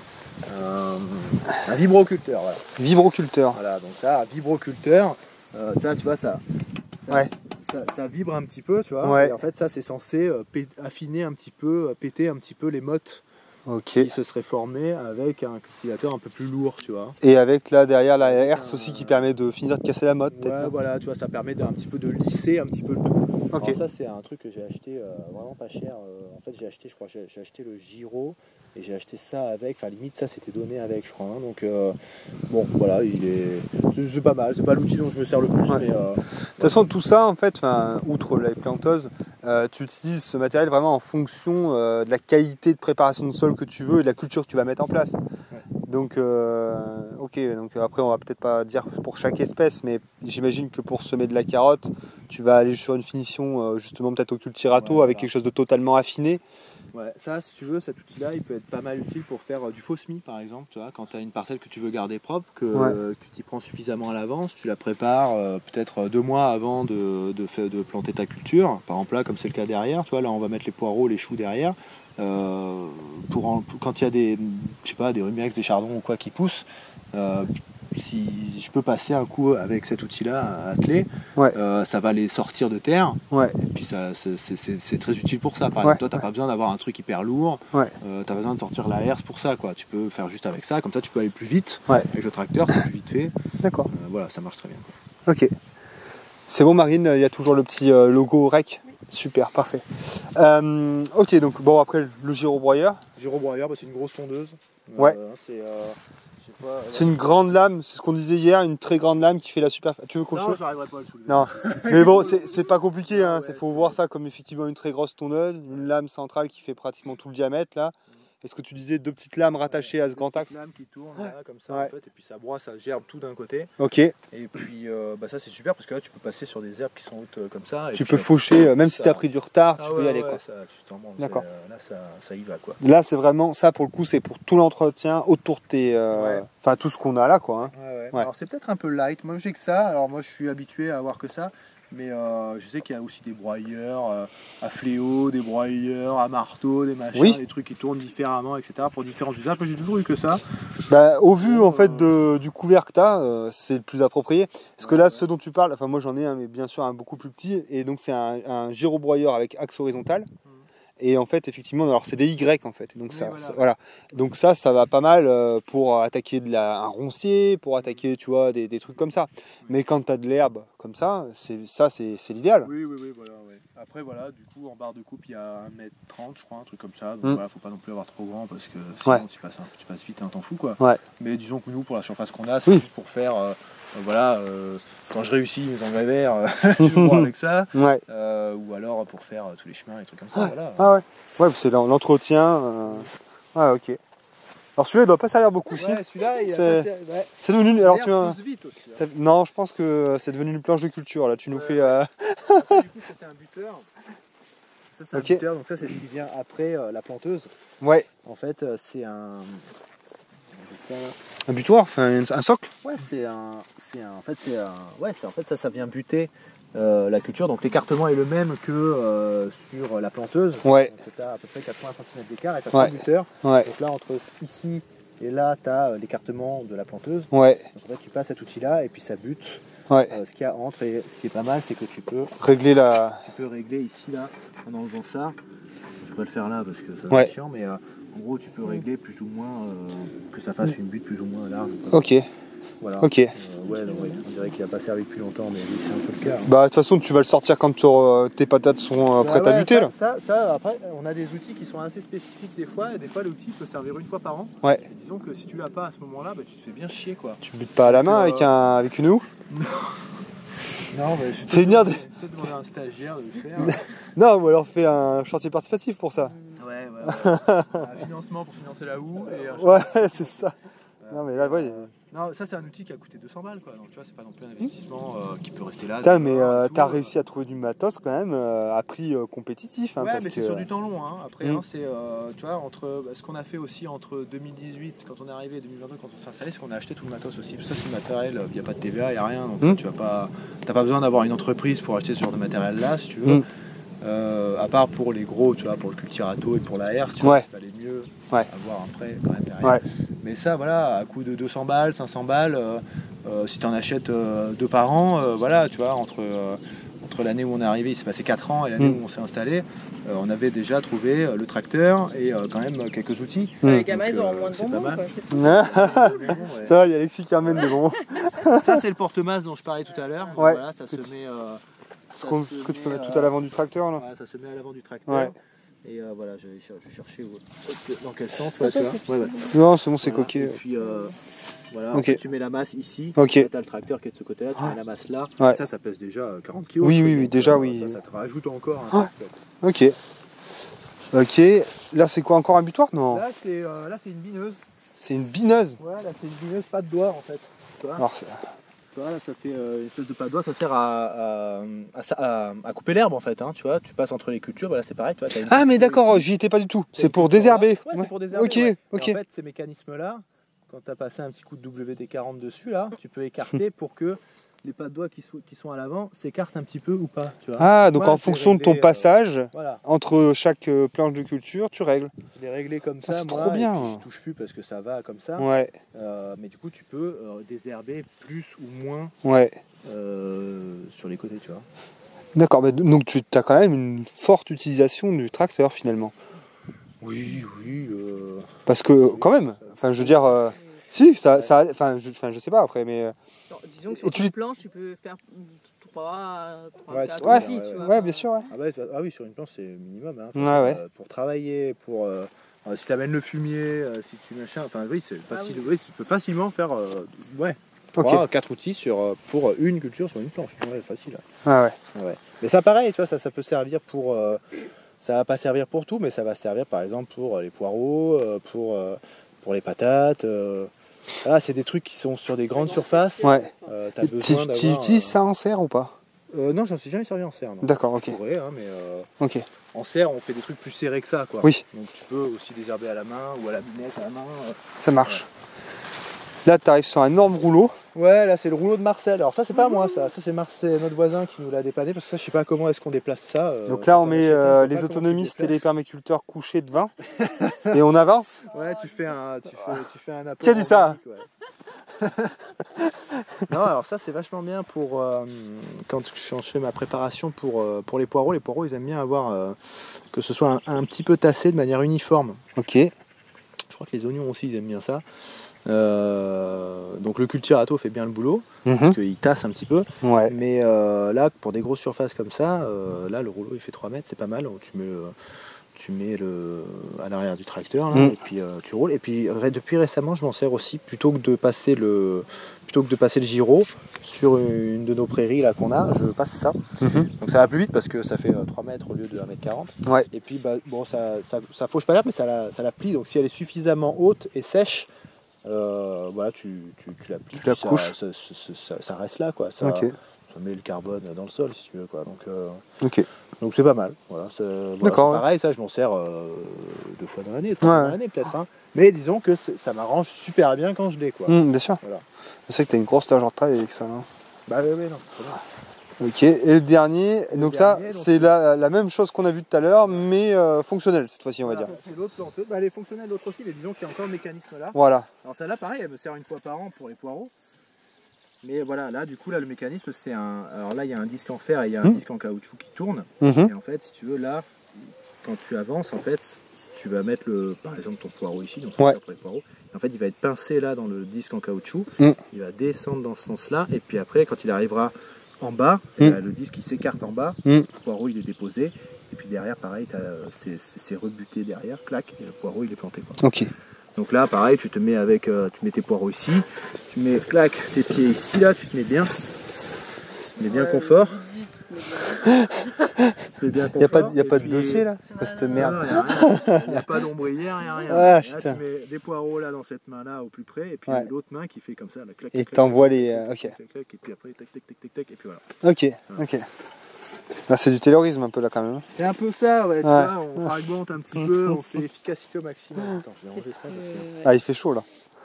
Attends, on va pas se plaindre d'avoir du soleil en vérité. Ok. Jolie culture de rumex. Ah, je te charrie. Il y a de l'herbe. Ah, bah de toute façon, cette saison là, c'est quelque chose. Bon, alors du coup là, on est alors, j'aimerais bien qu'on parle d'abord de la serre. Parce que franchement, j'aime beaucoup tes serres. Et donc avec le principe d'ouverture là. Et la manivelle, si on peut montrer juste ça. On va le faire en direct parce qu'il faut ouvrir là. Il y a du soleil là, on va ouvrir. Ok. Montre mécanisme. Du coup, ça s'appelle le pignon enroulable. Ouais. Ça n'a rien d'exceptionnel, hein, mais... si, moi je trouve ça trop génial. Voilà, du coup, c'est impeccable. C'est pas vraiment fatigant. J'ai même un collègue que j'étais allé voir, il avait mis la boulonneuse là. Une visseuse, ouais. Et puis la boulonneuse, pas la visseuse. Ah, pardon. Un peu plus puissant, et puis puis ça remontait comme ça. C'est ce que j'ai pensé ce matin quand je le faisais. J'aimerais bien que ce soit électrique. C'est un gain de temps. Franchement, au début, là, ça existe, hein, truc automatique. Moi, je me suis dit, c'est bon, vas-y, on peut le faire. On peut le faire.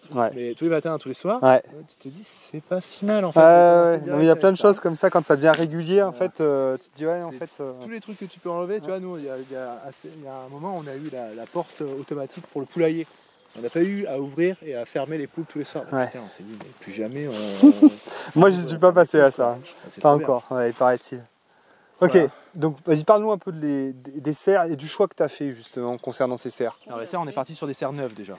Ok, pourquoi? Parce que déjà, ça nous évite d'avoir à les démonter, parce que souvent les serres d'occasion, il faut les démonter d'abord, puis après les transporter. On l'a fait ça, hein. On a une serre qu'on a démontée, qui n'est pas une de celles-là, mais qu'on avait fait au tout début. C'est énormément de boulot, et puis tu as toujours une pièce qui est rouillée, qui est pliée, et puis évidemment le modèle n'existe plus, la marque ça a fermé depuis 25 ans, enfin voilà, c'est chiant. Donc on est parti sur du neuf, on est parti sur la marque JRC, qui est une marque, c'est situé en Anjou, donc c'est à 2 heures d'ici. Ok. Voilà, donc bon, c'est pas ça qui a fait complètement mon choix, mais disons que le fait que ce soit un truc local, ça m'a plu parce que si tu as besoin de consommables, de pièces ou de... Oui, puis ils connaissent les conditions locales aussi, tu vois. Il y a du vent, voilà. Donc c'est pas mal de faire en local, quoi. Ok. Voilà. Et puis donc on est parti sur du neuf. Donc une serre à peu près comme ça, là, elle fait 9,30 m de large par 30 mètres. Donc ça fait un peu plus de 250 mètres carrés. Ok. Ça coûte environ 4500 €. Donc ça, c'est pas non plus un investissement de dingue. Pour la surface, là, ça va. Hein. Franchement, ça va. Puis c'est trop bien, t'as une super largeur de travail. Ouais, au Cultirato, je fais 5 planches. Ok.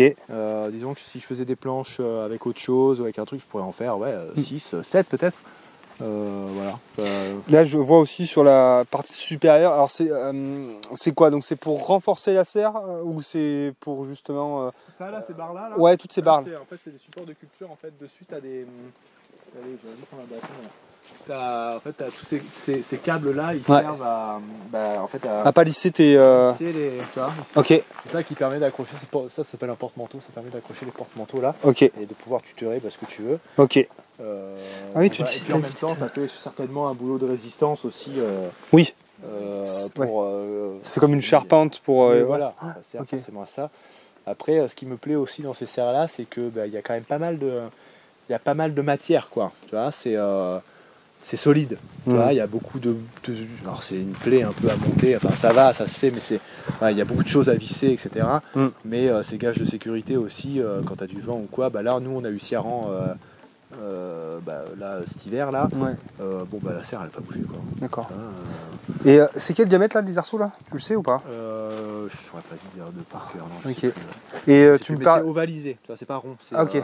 Tu vois, il est un peu plat sur le côté.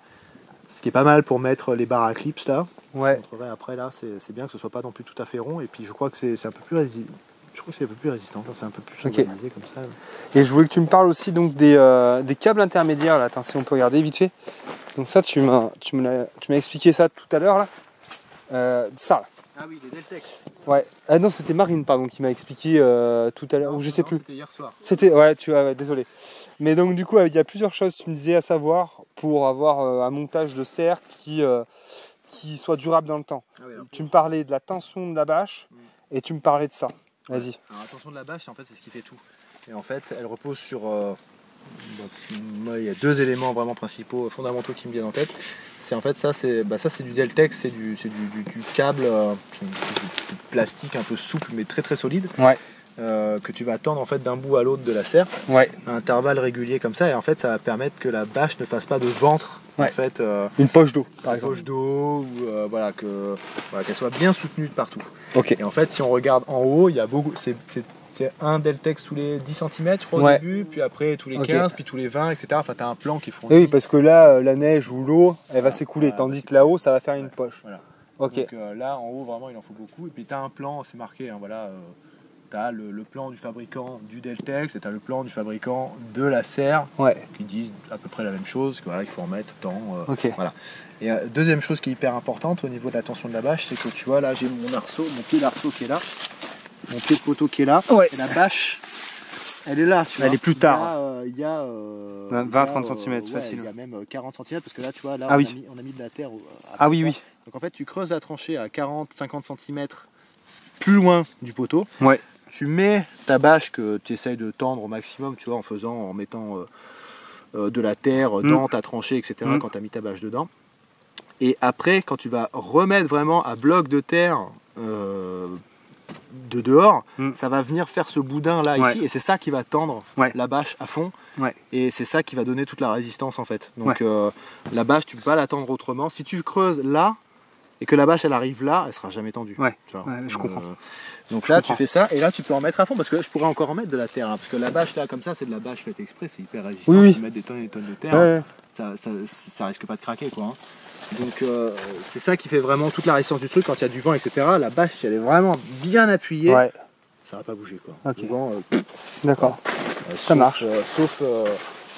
Sauf au-delà de 150 km/h où c'est peut-être pas risqué. Mais bon, c'est quand même rare d'avoir un véhicule qui tel vent quoi. Ok. Hop. Allez. Ah, belle en forêt.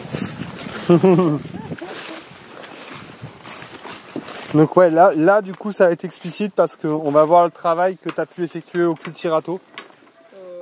C'est tout bâche là. Hein. Là c'est tout sous bâche là, mais la forme je veux dire. Oui, oui. Ah oui tiens, on n'a pas parlé de la bâche. Pourquoi de la bâche? Alors c'est pas vraiment de la bâche, c'est de la toile tissée. C'est pareil. Pourquoi des microplastiques dans le sol, Adrien? Non, parce que en fait, ça permet plein de choses. Ça permet de moins se faire chier à désherber. Ok.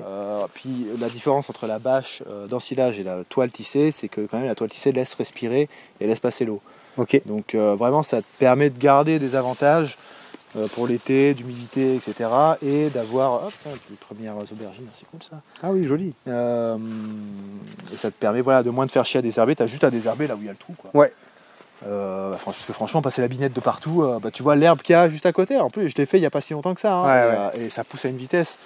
Dans les périodes comme ça, là on est mi-juin, tu as de l'herbe qui pousse de partout. Enfin, c'est l'enfer. Et si tu n'as pas des moyens de réduire un petit peu le temps de désherbage, c'est-à-dire que tous les 10-15 jours, tu es obligé de te taper ce couvert à la binette, quoi. C'est ça hein. Et tout le reste. Et tout le reste. En plus de tout le reste. Donc ok. Donc là, on voit bien ce que j'essaie de dire un petit peu tout à l'heure. On voit la butte que tu as constituée avec le Cultirato. Et les passe-pieds qui sont entre chacune de tes cultures. C'est ça. Ok. Et là, c'est vraiment nickel. Là, il y a de la bâche. Alors la bâche, tu l'achètes en rouleau de 200 mètres et elle n'est pas percée. Donc on a une cloche faite exprès, ça va avec une bouteille de gaz. Et puis en fait, la cloche, tu viens la faire, tu viens faire tes trous. Alors soit tu peux faire les rangs que tu veux, quoi, les écartements que tu veux, etc. Donc ça, c'est des bâches qui tiennent au moins 10 ans. Hein, donc bon, c'est un truc qui est clairement fait avec du pétrole. Hein. Mais c'est un truc qui tient pendant longtemps, donc ça vaut le coup. T'évites le pétrole pour désherber. C'est ça, ou la main d'œuvre. Enfin, il y a un moment, ça fait partie des compromis qu'on est quand même tenu et obligé de faire. Hein, donc là, c'est bâche 1m30 et là, on a de la bâche spéciale pour le passe-pied. Enfin, oui, d'accord. C'est des petits rouleaux, du coup, ça fait 50 cm. Ok. Du coup, bâche passe-pied. Avec la bâche là qui vient par-dessus la bâche passe-pied, comme ça quand tu effeuilles, des trucs comme ça, tu mets tout dans le passe-pied, puis après tu passes un coup de balai, tu pousses, et puis tu fais tu débarrasses tout là quoi. Ok. Voilà, et comme ça c'est propre. Nickel, super. Parce que quand tu effeuilles, tu laisses tomber aussi des fois des pucerons, des machins, des trucs comme ça qu'il faut évacuer, ça évite de faire des pourris quoi. Donc les aubergines ici, toutes tes tomates. Ouais, on a les tomates anciennes, tomates rondes, tomates ce que tu veux. Tu tailles les gourmands toi? On taille les gourmands, Après, ça nous arrive de les repiquer pour refaire des plants. Ouais. Voilà, on met ça dans du terreau et puis ça nous fait des plants gratuits qu'on peut prendre le risque de mettre en plein champ. On peut, c'est pas des trucs qui nous coûtent très cher. Mais oui, bien sûr, quand taille les gourmands, il faut tailler les gourmands, sinon tu te retrouves avec des... Attention, là, tu vas te retrouver avec des problèmes sur YouTube. Ah en tout cas. Merde, je suis pas sur YouTube. Attends, j'ai une autre question aussi. Donc, je vois que tu les palisses donc à l'aide de ficelle, et je vois surtout que tu as des espèces de serflex là qui tiennent tes tomates. Parce que généralement, enfin moi, ce que je fais en tout cas, bon après, je suis pas pro, mais nous on les fait tourner sur les ficelles. Alors pourquoi ça, toi? Ça évite de faire des lésions en fait. Ok. Tu peux les faire tourner, mais après la tomate, tu vois, ça devient un truc qui est quand même assez lourd. Et puis ça évite de faire des lésions.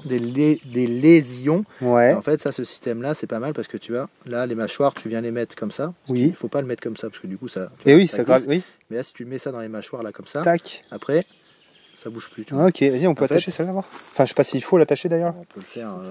Il faut toujours l'attacher. Tu vois, donc on va le mettre comme ça. On met en dessous de.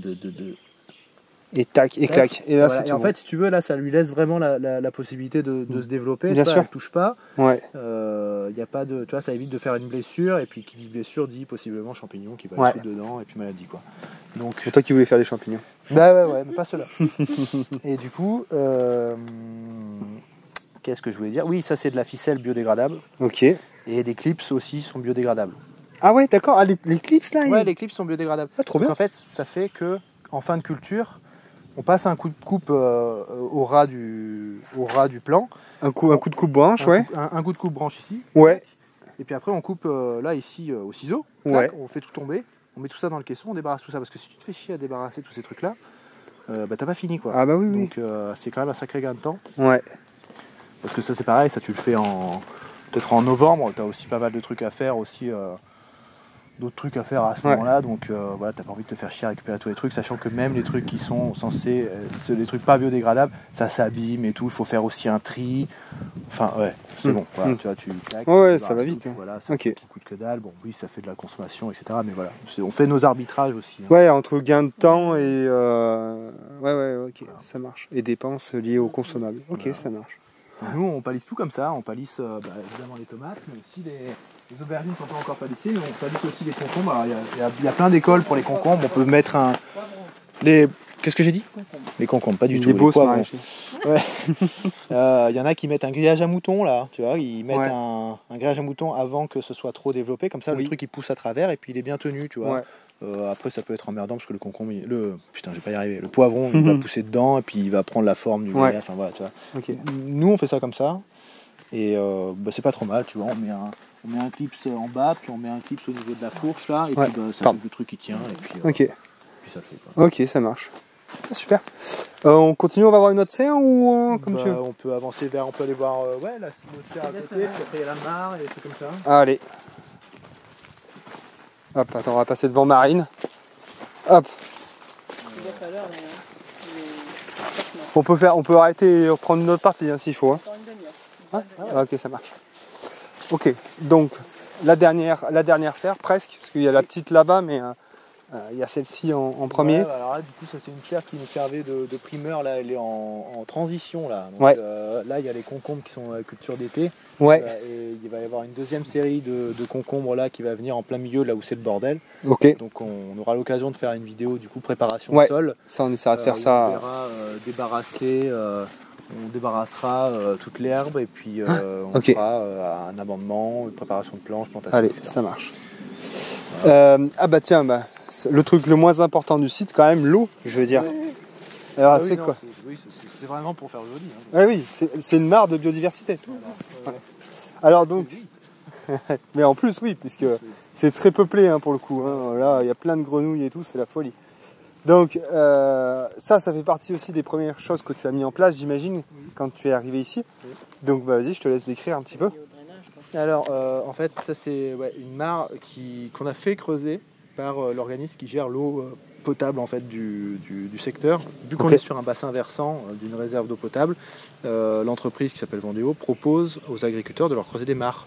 Parce qu'en fait, ça leur sert de bassin tampon, parce que l'eau finalement finit toujours par ruisseler vers le bas et aller dans la réserve d'eau potable. Donc ça les intéresse eux d'avoir des mares en amont pour faire tampon, pour filtrer, quoi, pour décanter un petit peu.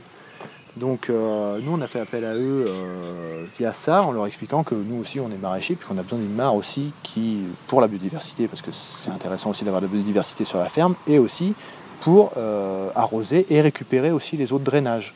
Ça c'est un truc qui se voit pas tout sur la ferme, mais la parcelle est drainée.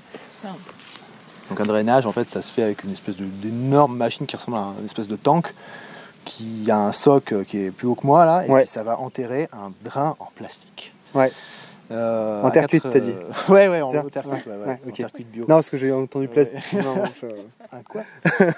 Et ça, en fait, ça enterre ce drain qui à 80 cm sous le sol. C'est pas un truc que tu peux faire toi-même. Bah oui. Pas possible. Et en fait, ça vient du coup collecter les eaux qui sont en surplus. Et ça les amène dans un collecteur, et ce collecteur est au coin là de la mare. Donc en fait, quand il pleut beaucoup, la mare se remplit. Avec toutes les eaux drainées du terrain. Voilà. Ok. Donc ça vient dans un coin. Bon là, je sais pas si on voit grand chose, mais voilà, en gros, il y a un collecteur. Ouais. Voilà, c'est aussi relié à notre bâtiment parce il y a tout le côté du bâtiment là. Il y a un petit ravin tout le long du bâtiment et l'ancien propriétaire avait déjà prévu un tuyau qui courait et qui allait en gros qui suivait un petit peu la pente naturelle du terrain et qui allait en gros s'évacuer en gros vers chez le voisin là. Et on a récupéré en gros ce tuyau et on l'a fait coïncider aussi avec la mare pour quand il pleut vraiment beaucoup. Récupérer l'eau de ça. Okay. L'objectif après ce serait de mettre des gouttières pour que vraiment chaque goutte d'eau tombe, tac, et se retrouve dans la mare. C'est un truc qu'on va. Il n'y a pas eu le besoin là de mettre une bâche de PDM pour cette réserve? Non, parce que ça, du coup, on pourrait, ce serait plus efficace, mais bon, ça coûte extrêmement cher. Oui, ça c'est vrai. PDM. Et puis bon, ça garde l'eau suffisamment bien. Oui, l'été, on se retrouve à la remplir, mais je pense que même avec une bâche PDM, on se retrouverait à la remplir quand même. Parce que en plus, alors, elle est alimentée par tous les autres terrains qui sont drainés. Ouais. Et tu as un forage aussi. Oui, alors j'ai un forage, c'est vrai qu'on aurait pu le voir aussi, il est à côté des outils. Ouais. C'est un forage qui était déjà existant, il est à 65 mètres. Et en fait, quand vraiment j'en ai besoin, j'allume le forage, je remplis cette eau-là. Et ça permet en fait d'avoir une eau qui est à température, d'avoir une eau qui a un petit peu décanté. Et aussi, ça permet d'utiliser une pompe qui est adéquate parce que la pompe qui est en bas du forage ne pourrait pas servir pour faire de l'aspersion tout en haut du terrain. Ça pourrait pas. En fait, ça a besoin d'une pompe qui est immergé vraiment dans une réserve d'eau, donc comme ça, dans une mare, et qui vient vraiment bombarder de l'eau pour l'amener sous pression suffisante là-haut. Oui, une pompe pour remplir une mare, c'est pas une pompe capable d'envoyer une pression suffisante pour alimenter. Ça, clairement pas. Bon, on avait posé la question parce que on n'en savait rien, et clairement on nous a dit non, c'est pas possible. Donc on a fait creuser la mare, ça tombe bien qu'il y avait ce plan-là avec Vendéo, et après il a fallu investir dans tout le système d'irrigation. 17 000 €. Ah oui, quand même. Donc, donc là, c'est ta station, c'est quoi là? Alors derrière ces arbres-là, ce sont des arbres endémiques. C'est ta forêt comestible. Bon là, voilà, bon, en gros, il n'y a pas grand-chose à voir. T'as un gros ballon à vessie là? Il y a une espèce de vessie là, il y a l'automatisation de l'arrosage? Non, c'est pas l'automatisation de l'arrosage, c'est juste la pompe. Alors je peux mettre en automatique, en stop, en machin, si je veux faire une bricole. Il y a un filtre aussi qu'on voit pas derrière le bordel. Voilà, c'est un truc assez simple. Dans un cabanon fermé qu'il faudra fermer pour le gel, etc. D'accord. Ok. Et puis du coup la pompe là, la pompe immergée. Ça on a fait appel à une entreprise qui nous a. Pourquoi il y a 2 tuyaux du coup? Il y a le tuyau pour l'électricité et le tuyau pour le refoulement. C'est les câbles d'électrique. L'autre c'est ce qui amène l'eau. Ok. L'eau va dans le cabanon là, passe dans le filtre. Ouais. Un petit filtre qu'on n'a pas vu là, mais qui est sous le bordel là. Ouais. Et après ça part ici là. Ça ressort par là. Yep. Clac, ça va dans le sol. Et puis après on a fait creuser une tranchée. Ouais. Avec une mini-pelle. Et puis on a fait aller tout le circuit. Et en fait il y a une sortie d'eau à chaque entrée de parcelle. Ouais. Ok. On peut voir aussi là maintenant. Et en gros voilà, en fait le circuit il vient comme ça. Après il y a une sortie ici. Ça repart par là. Et en fait ça va à chaque serre, ça va à chaque parcelle, etc. D'accord. T'as un point d'eau comme ça à chaque truc. Ok. Et voilà. Et puis là t'as besoin d'eau. T'as un connecteur qui est très simple là, c'est un truc. On a un tuyau raccord. Et puis. Putain, il m'a fait peur lui. Et ça, c'est quoi là? C'est un filtre aussi? Réducteur de pression. Réducteur de pression, ok, d'accord. Ok, ça marche. Ok. Petit champ de patates à droite là? Ouais, voilà, petit champ de patates à la planteuse. Donc là, ce serait, je pense, le bon moment pour passer un premier coup de binette. Ouais. Ok. C'est le moment parfait là. Alors c'est peut-être un peu trop mouillé là, mais si je veux bien arrêter de pleuvoir pendant un jour ou deux là, passer un petit coup de binette, c'est pas mal. Même un premier butage. On va sur la partie phyto-logement ou On peut aller sur la partie phyto-logement, ouais. Allez, on fait ça. Et on terminera peut-être sur les 2-3 petites bêtes que tu as à côté. Les poules, les cochons. Voilà. Allez. Bon, après, il y a d'autres... On n'aura pas le temps. On va faire cette partie et après l'autre. Allez, ça marche. Ok, pas de souci. Ouais, il y a d'autres cultures aussi qu'on n'a pas vues, mais en gros, c'est globalement, voilà, c'est de la culture de plein champ. Ouais. Voilà, avec de la bâche, avec du filet aussi. Ouais, c'est vrai qu'on n'a pas vu les filets. Voilà, je pense qu'on aura bien moyen tout à l'heure de refaire une petite session où on. C'est intéressant de voir vu qu'on est en bio, voilà, on peut pas tout utiliser aussi. Mais ça, j'arriverai bien à le monter après, ça, t'inquiète pas. Okay. Donc là, vas-y, décris-nous un petit peu toute cette installation. Bon, là, on est sur la partie logement. Donc là, ce n'est pas une culture, hein, c'est notre mare de phytoépuration. Ouais. Donc notre logement, il est juste là à côté, là, dans le bâtiment. Oui. Et en fait, on a fait cette phytoépuration, c'est une épuration qu'on a fait nous-mêmes en regardant un petit peu comment on faisait, combien de filtres il fallait, etc. Un petit peu les divers dimensionnements en fonction des usages qu'on a. Donc on a 2 filtres primaires qui sont reliés. Alors il y a un premier filtre primaire qui est relié à un filtre vertical qui est relié à la salle de bain et un autre qui est relié à la cuisine. D'accord. Donc c'est un filtre vertical, l'eau arrive par en haut et sort par en bas. Ouais. Pour les 2 premiers filtres. Ensuite ça va dans un filtre commun qui est un filtre horizontal, donc l'eau arrive par en haut et ressort par en haut, donc il baigne dans le filtre, le bac est rempli. Donc ça c'est un ancien bac.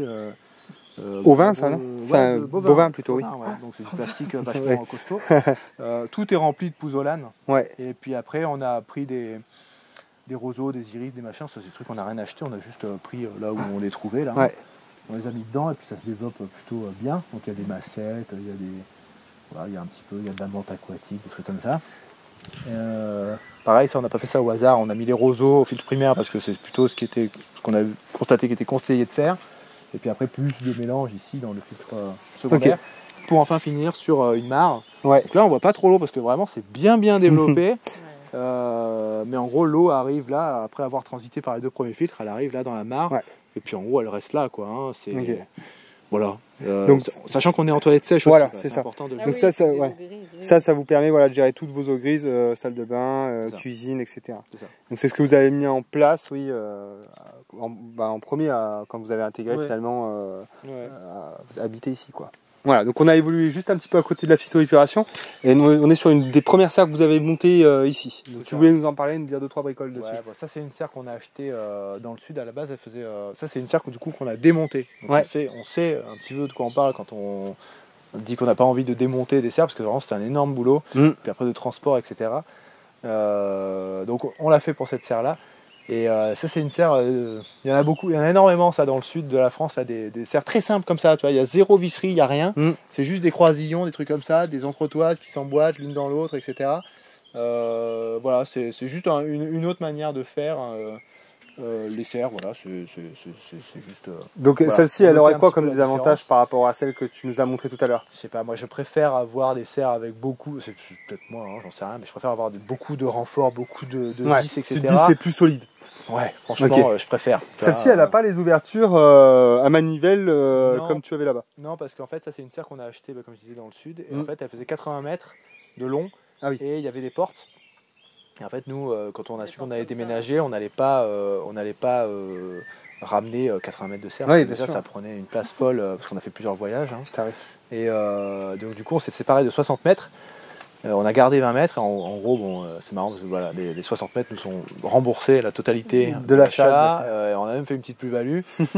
Bon, c'était un lycée agricole, donc on n'a pas arnaqué quelqu'un, tu vois. C'est un lycée agricole. Voilà. Non, mais ok, on a compris comment vous étiez. Voilà. On a bien profité. Ça nous a payé la main d'œuvre. Ça nous a payé la serre, quoi. Ok.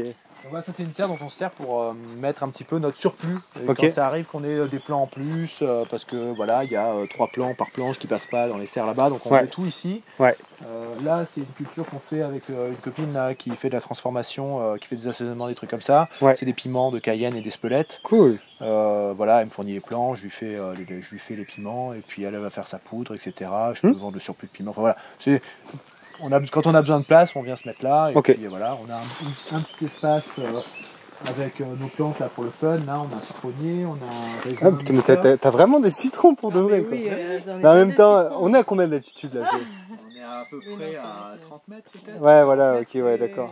Ouais, ok. Bon, bah regardez-les bien parce que vous les verrez pas chez moi ceux-là. Ok. Et ça, c'est quoi? Ça, c'est un canard, ça. Ouais. Ok. C'est de l'ornemental, ça? Oui. Ok. Pour la Pas déco, ça, là, là, ça, c'est pareil, du... la gave, là, c'est de l'ornement. Mais là, c'est du raisin muscat. Ok. Ça, c'est pas de l'ornement. Ça se mange pour de vrai, ça. Faut que tu la machine, là, d'ailleurs. Ça, c'est une plante moi, que j'aimerais bien faire un petit peu plus, en mettre un petit peu plus, quitte à en mettre dans les serres là-bas, en pérenne, là, sur les bords. Parce que le raisin muscat, c'est bon, quoi. C'est vraiment bon. Parce qu'elle a quoi, elle a 3 ans? Ouais, elle est pas vieille. Hein, c'est quelque chose que tu pourrais vendre en fruits en plus du reste. Ouais, au mois de septembre, là. Ok. C'est un fruit qui est quand même accessible, tu vois. Ça marche. Voilà, on a une petite zone là qu'on a aménagée pour les quelques plants qu'on fait. Alors on fait vraiment pas beaucoup de plants, mais on fait un petit peu tout ce qui est courge, les trucs comme ça. On en fait un petit peu de diversification, on le fait là. Ouais. Voilà, quand on met nos gourmands de tomates, on les met ici. Voilà, mais on n'est pas du tout producteur de plants, c'est pour s'amuser quoi. Ok, ça marche.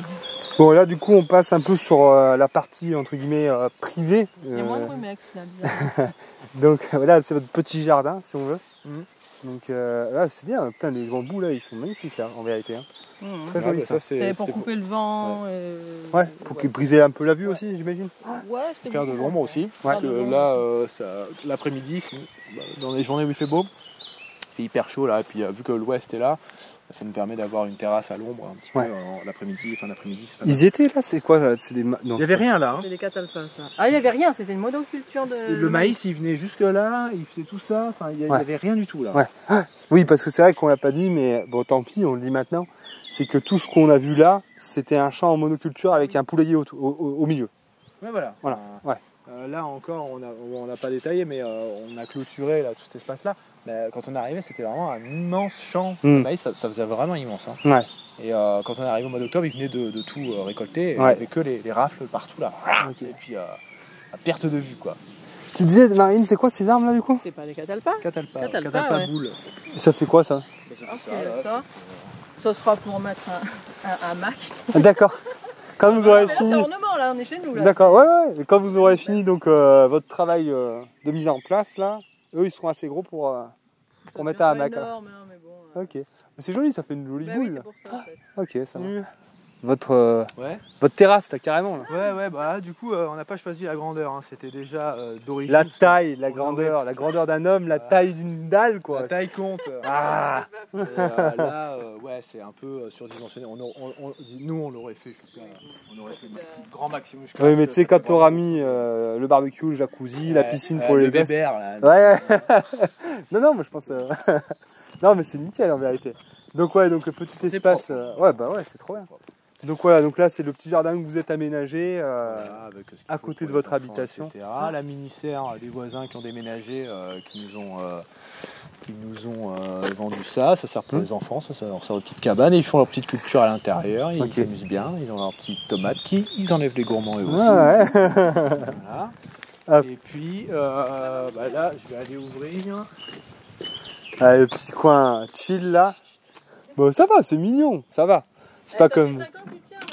Ouais, mais ça passe. Non, parce que j'aime pas trop les trucs en palette, mais là, ça va. Ouais.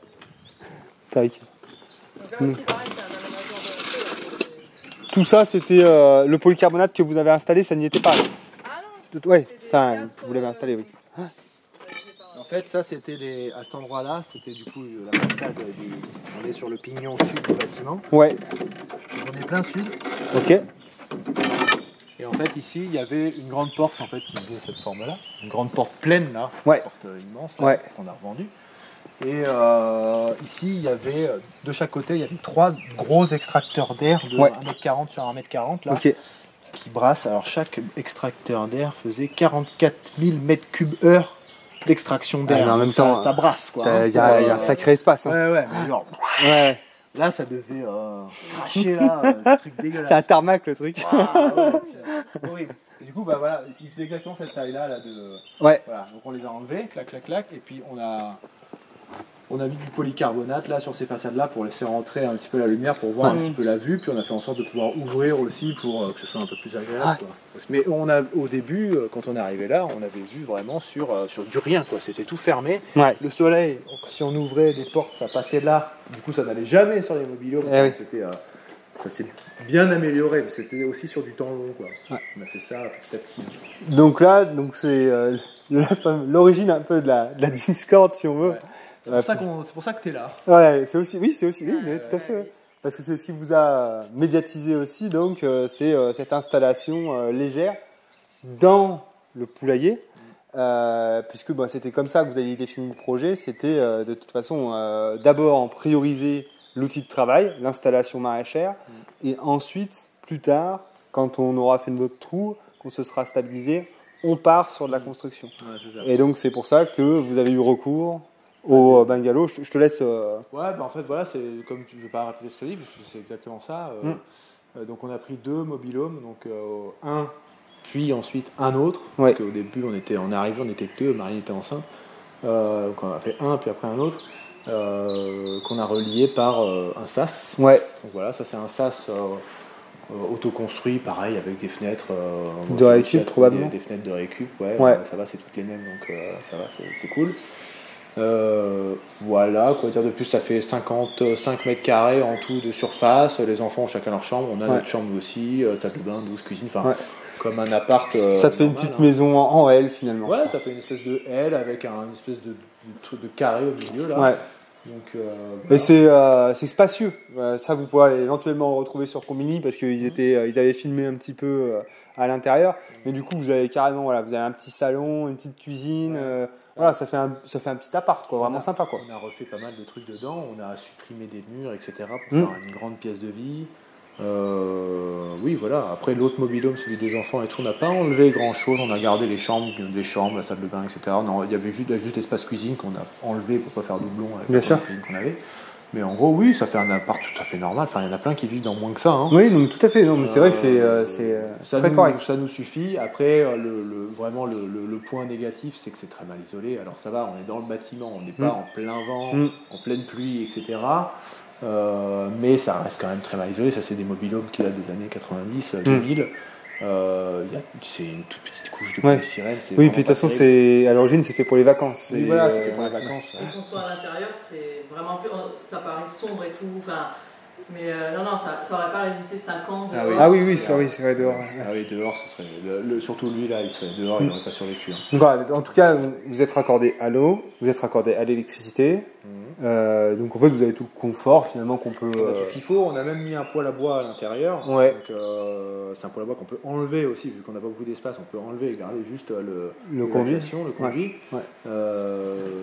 C'est un poêle à bois qui permet vraiment de chauffer hyper vite du coup la pièce, parce que c'est petit, c'est un peu surdimensionné du coup pour ce que c'est, mais ça permet quand même d'avoir la chaleur en été. En plus, on a plein de plans pour récupérer du bois, etc. Donc ça ne coûte pas cher. Mais voilà, vu qu'on est mal isolé, la chaleur part très vite, etc. Donc on est habitué. Disons qu'une fois qu'on aura une vraie maison, on regrettera pas du tout les mobilhomes, je pense pas. Hein. C'est clair. Là, on arrive ça fait 5 ans, ça commence à un petit peu nous saouler, quoi. Tu vois, c'est un peu serré, un peu machin. Non, mais je vois. Non, mais je comprends. Et encore, vous avez quand même quelque chose d'assez spacieux. Oui. Mais il y en a qui sont dehors, on a des collègues, ils sont un mobilhome dehors avec les enfants, etc. Dehors, il fait hyper chaud l'été, hyper froid l'hiver et tout. Et des mobilhomes de ce type-là. Hein. Nous, on n'est pas trop mal là, d'être à l'ombre et tout. Franchement, c'est bien. Bon, on est le lendemain parce qu'on fait des vidéos tellement longues que du coup il faut 2 jours pour tout ça. Donc on est parti sur le dernier petit point qui est une annexe finalement, c'est petit élevage domestique, poules et cochons. Donc alors les poules par contre tu me disais il y a une vente quand même qui se fait. Ouais, en fait c'est un atelier qui fait partie de la ferme, on appelle ça un atelier, un petit atelier poules. Donc là nous on a 25 poules. On avait un coq, on n'en a plus, donc on fait plus de viande pour nous. On l'a fait, mais là on peut plus le faire du coup. Voilà, donc oui, il y a une vente d'œufs, on vend à peu près une 70 œufs par semaine. Quand même. Avec 25 poules du coup. Ouais, avec 25 poules. Okay. Alors après, il y a des périodes où elles pondent plus que d'autres. Ouais, l'hiver par exemple, ça calme pas mal. Bah, franchement, ça dépend. Ah franchement, ça dépend. Ouais, tu vois, genre là, elles pondaient grave en février, un truc comme ça. Enfin, au moment où on n'avait pas du tout de vente, on avait des œufs, on a pu savoir quoi en faire. Ouais. Et puis là, ça a diminué, là, ça augmente un petit peu là maintenant. Mais alors, au début, moi, je croyais que c'était la chaleur. Alors, il y a en effet la durée du jour joue, ça c'est sûr. Mais je croyais que c'était la chaleur ou l'humidité ou ci ou ça. Bon, je sais pas. Ouais. Franchement, je sais pas. Peut-être la lune en fait. Ah, c'est peut-être. Oui, ouais. Tout simplement peut-être. Les gens. Les marées. Ouais, les marées, ouais. Leur cycle naturel. Leur lune. Donc, voilà. Non, ouais, franchement, des fois, il fait un temps dégueulasse, on a plein d'œufs. Pendant une longue période, et des fois, il fait très beau, on n'a pas d'œufs. Tu les nourris avec quoi du coup? C'est du grain qu'on achète en grande surface. Ouais. Alors, elles sont pas certifiées bio. Parce que on n'en a pas vraiment l'utilité. Ça me coûterait peut-être plus en certification, etc. Ça me coûterait plus en aliments. Ça ferait que je vendrais les œufs plus cher. Donc, elles sont en plein air, elles ont largement les standards bio, elles les ont largement, sauf que c'est de la bouffe en granulé. Ouais. On prend du granulé pour éviter qu'elles trient les graines. Au moins, c'est tout concassé, tout aggloméré ensemble. Et c'est du sac que tu prends alors? Ouais, c'est du sac de 20 kg. Alors à chaque fois qu'on passe au supermarché pour XY raison, on prend un sac ou deux. Enfin, à chaque fois, on fait comme ça. Voilà, pour l'instant, ça. On va rentrer un petit peu en cours, on va aller voir les bestioles. C'est la poule rousse de base, c'est quoi? Ouais, alors juste pour finir sur la bouffe, évidemment, elles ont les légumes et les trucs comme ça. Enfin voilà, vu qu'on a aussi un atelier cochon et qu'on récupère pas mal de bouffe pour les cochons. C'est bon, Marine? Elles ont ce complément. Elles ont aussi le complément entre nous, ce qu'on leur donne de notre production et ce qu'on récupère aussi. Pour les cochons, des fois, on fait un tri. C'est ce qu'on a fait hier ensemble en off. T'as récupéré une pleine poubelle finalement d'invendus, de légumes, ça. Donc, là-dedans, il y a énormément de salade et tout. Donc ça leur fait un gros complément alimentaire en plus de ce grain qui est pas du tout négligeable, quoi. Non, voilà. Ça, le grain suffit. Il n'y a pas besoin de donner vraiment plus. C'est un plus, tu vois. Là, elles ont de l'herbe, elles peuvent gratter déjà en plus pour leurs besoins naturels, d'insectes, des trucs comme ça. Donc ça suffirait largement. Elles ont le luxe d'avoir une variété elles bouffent de l'ananas, des trucs comme ça. Voilà, tant mieux pour elles, quoi. Voilà.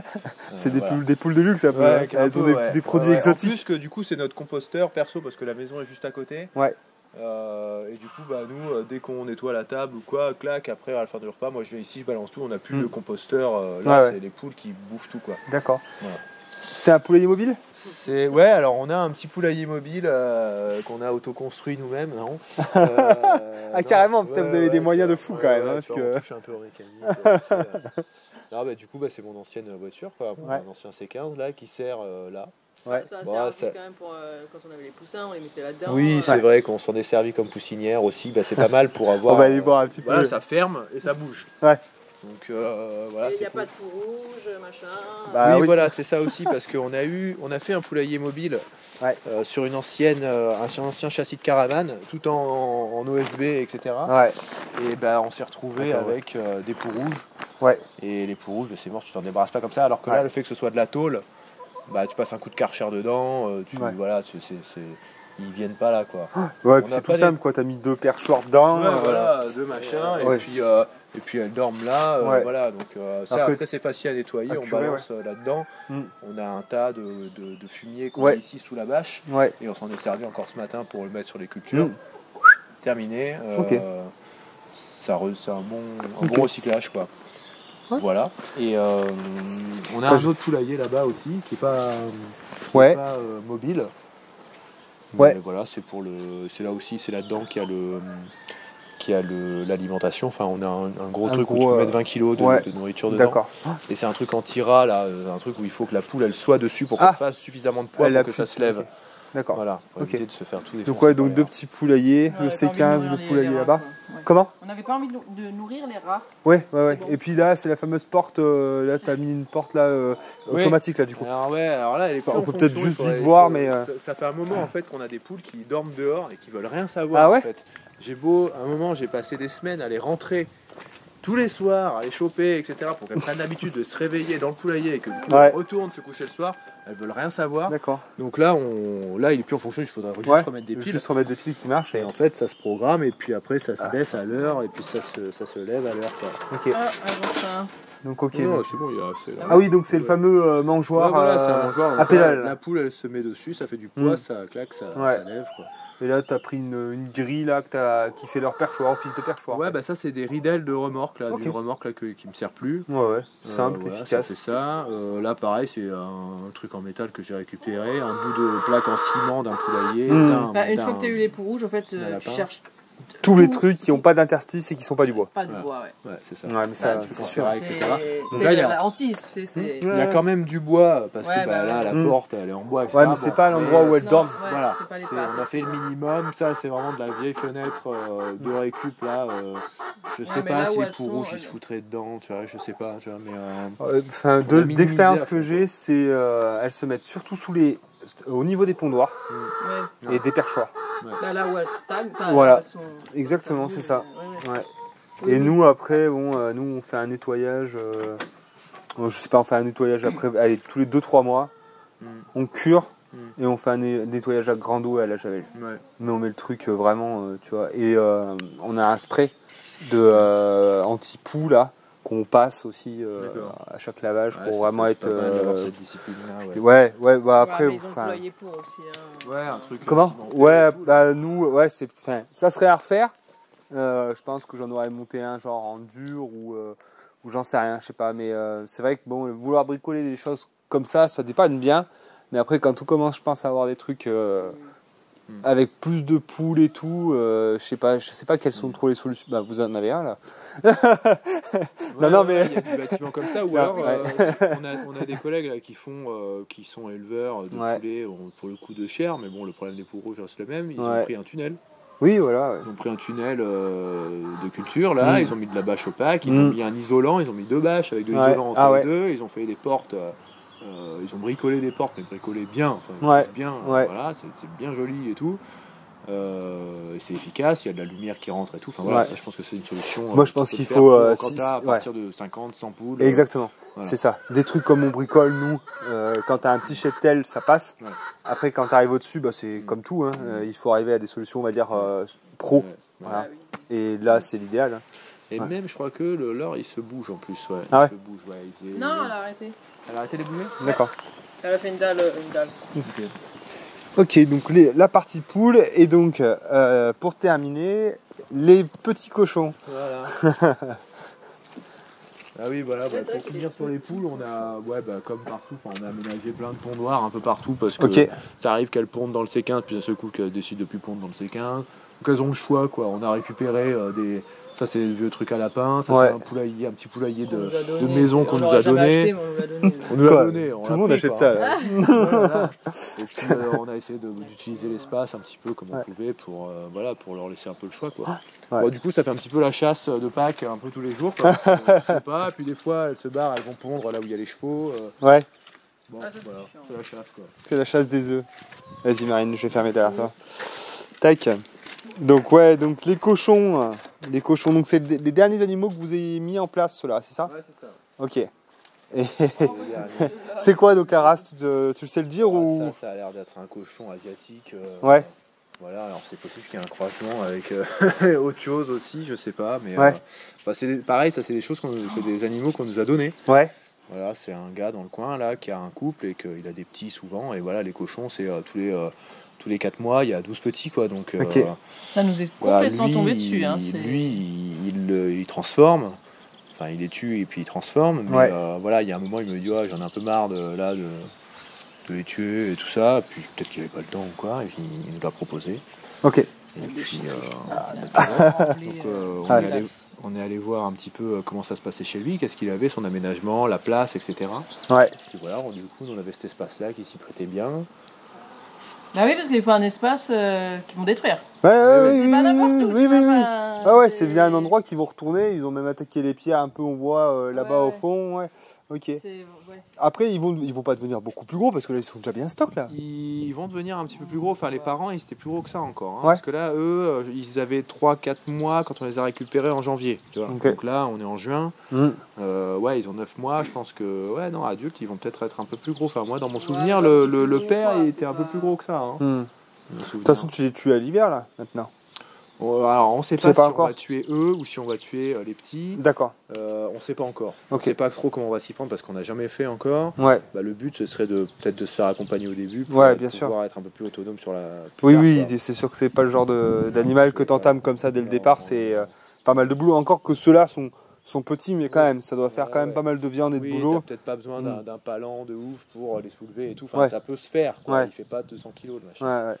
C'est bien pour commencer, je pense. On a fait, alors au début, on avait fait une petite cabane en palette. Trop petit et voilà, bon, on avait l'impression que ça le faisait parce qu'ils arrivaient à rentrer les deux dedans.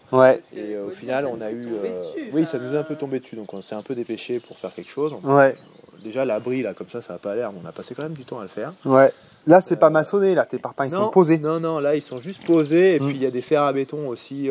Qui permettent. Pas mal de fers à béton qui rigidifient un peu le truc. Ok. Voilà. D'accord. Donc ça, voilà, on n'a rien construit. Donc, il y a quand même un sol en palette. Et puis, par-dessus, on a mis des dalles ciment des cages à lapin. Des cages à lapin, là. Comme ça, ils ont un truc lisse, plus de la paille, plus ça. Mais ça, c'est à part les parpaings, c'est tout de la récup, quoi. Donc, le bac acier, pareil. Les madriers qui supportent, pareil. Voilà. D'accord. Et là, tu leur as mis le jus aussi, hein. On voit qu'il y a un petit fil ici, là. Il y a un petit fil en plus. Alors peut-être que ça aurait suffi de faire juste ça. Parce que c'est vrai que c'est pas l'air très très fruyant. Mais bon, voilà. C'est aussi les poules n'y vont pas.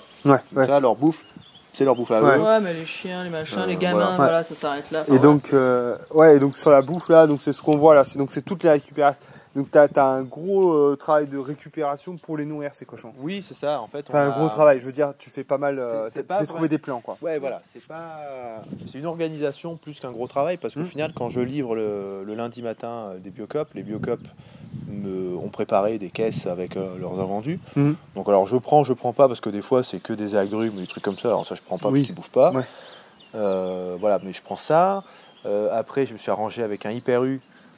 Pareil à Chaland, moi je passe à Chaland pour livrer, donc le Hyper U, ils sont ravis de me filer des trucs, ça leur donne une image un peu, on gaspille moins, etc. Donc moi je récupère une grosse poubelle remplie de leur dégustation d'ananas, les trucs comme ça, les tomates, et tout. Et puis, il y a quoi d'autre? Oui, il y a la cantine des enfants aussi. 2 fois par semaine, on récupère dans des seaux. On pourra aller voir parce j'en ai récupéré ce matin. Voilà, ce que les enfants bouffent pas, ils mettent tout dans un seau, puis après ils me le donnent. Donc là, c'est pas mal parce que du coup, ils ont des fruits, des légumes crus avec Hyper U et Biocop, et ils ont des trucs cuits. Et il y a aussi des trucs cuits avec la cantine, et ils ont aussi la boulangerie du village qui nous file aussi ce qui reste. Alors ils ont même des flancs, des tartes, des pelures de pommes et tout, ça ils en ont plein. Et ça ils adorent, quoi. Donc ils ont un peu de tout, et voilà, c'est pas mal, et ça ne nous prend pas de temps. Et oui, parce que c'est sur ta route. C'est sur la route, à part pour la boulangerie, mais bon, la boulangerie c'est le bourg, un coup de vélo, clac, on y est. Voilà, c'est vraiment très vite fait, quoi. Donc en fait c'est pas un élevage là pour le coup qui te coûte bien grand chose, quoi. Non, rien là pour l'instant. Il a coûté la clôture. On a commencé l'hiver, on cuisait les patates. On cuisait les patates sur le poêle et tout, tu vois. Et là, du coup, tout ce qui est cuit, c'est la cantine. En fait, on ne cuit même pas pour eux. Donc vous êtes même plus.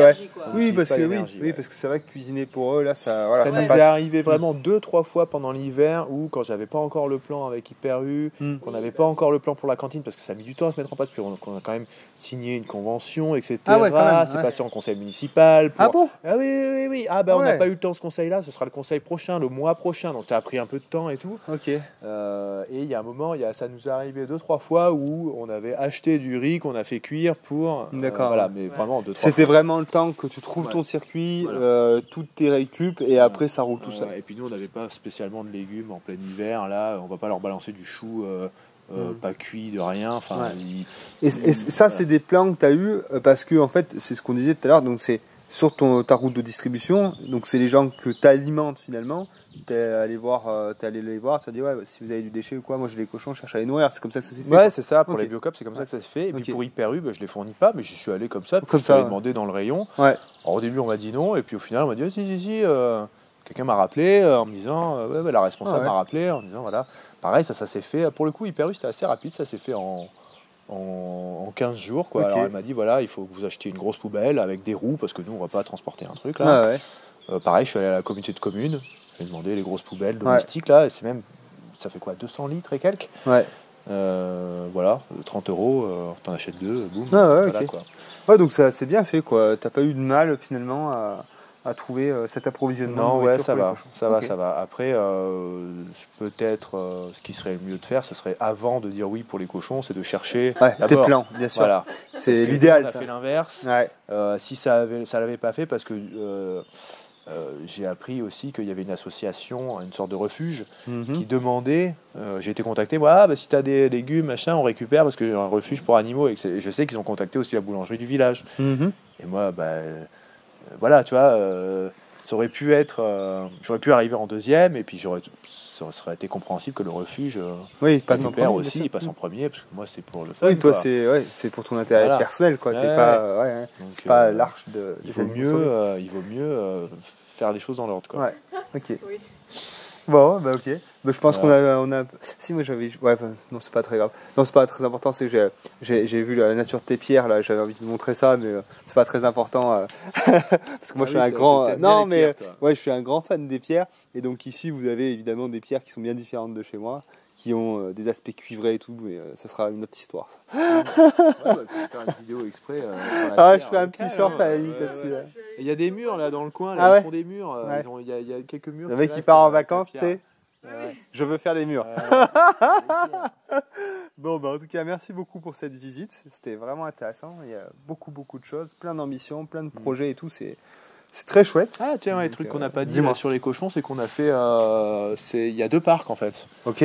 Alors on peut peut-être ça pour le coup, on y a pensé tout de suite à se dire tiens, on va faire 2 parcs, non seulement pour quand tu auras des petits, de pouvoir éventuellement séparer le père si jamais on veut pas de petits, ou si jamais ils se comportent pas très bien avec les petits, s'il y a un danger ou quoi, on peut les séparer. Donc il y a des parcs à peu près de la même taille, celui-là il est un petit peu plus petit que celui-là. Et en gros là, l'abri il est mis de telle façon à ce que là, le petit câble qui est ici, il peut aller d'un côté ou de l'autre. Donc le même abri peut desservir un parc ou l'autre. Et ça leur fait de la végétation à pouvoir grignoter. Ça permet que tout ne soit pas constamment labouré, constamment massacré, quoi. Ok, ça marche. Voilà. Ça met du temps. Ok. Voilà, ça a demandé un petit peu réflexion pour comment organiser la chose au mieux, quoi. Ça marche. Bon, du coup, je réitère mes remerciements. Merci pour votre accueil, merci pour toute cette visite-là.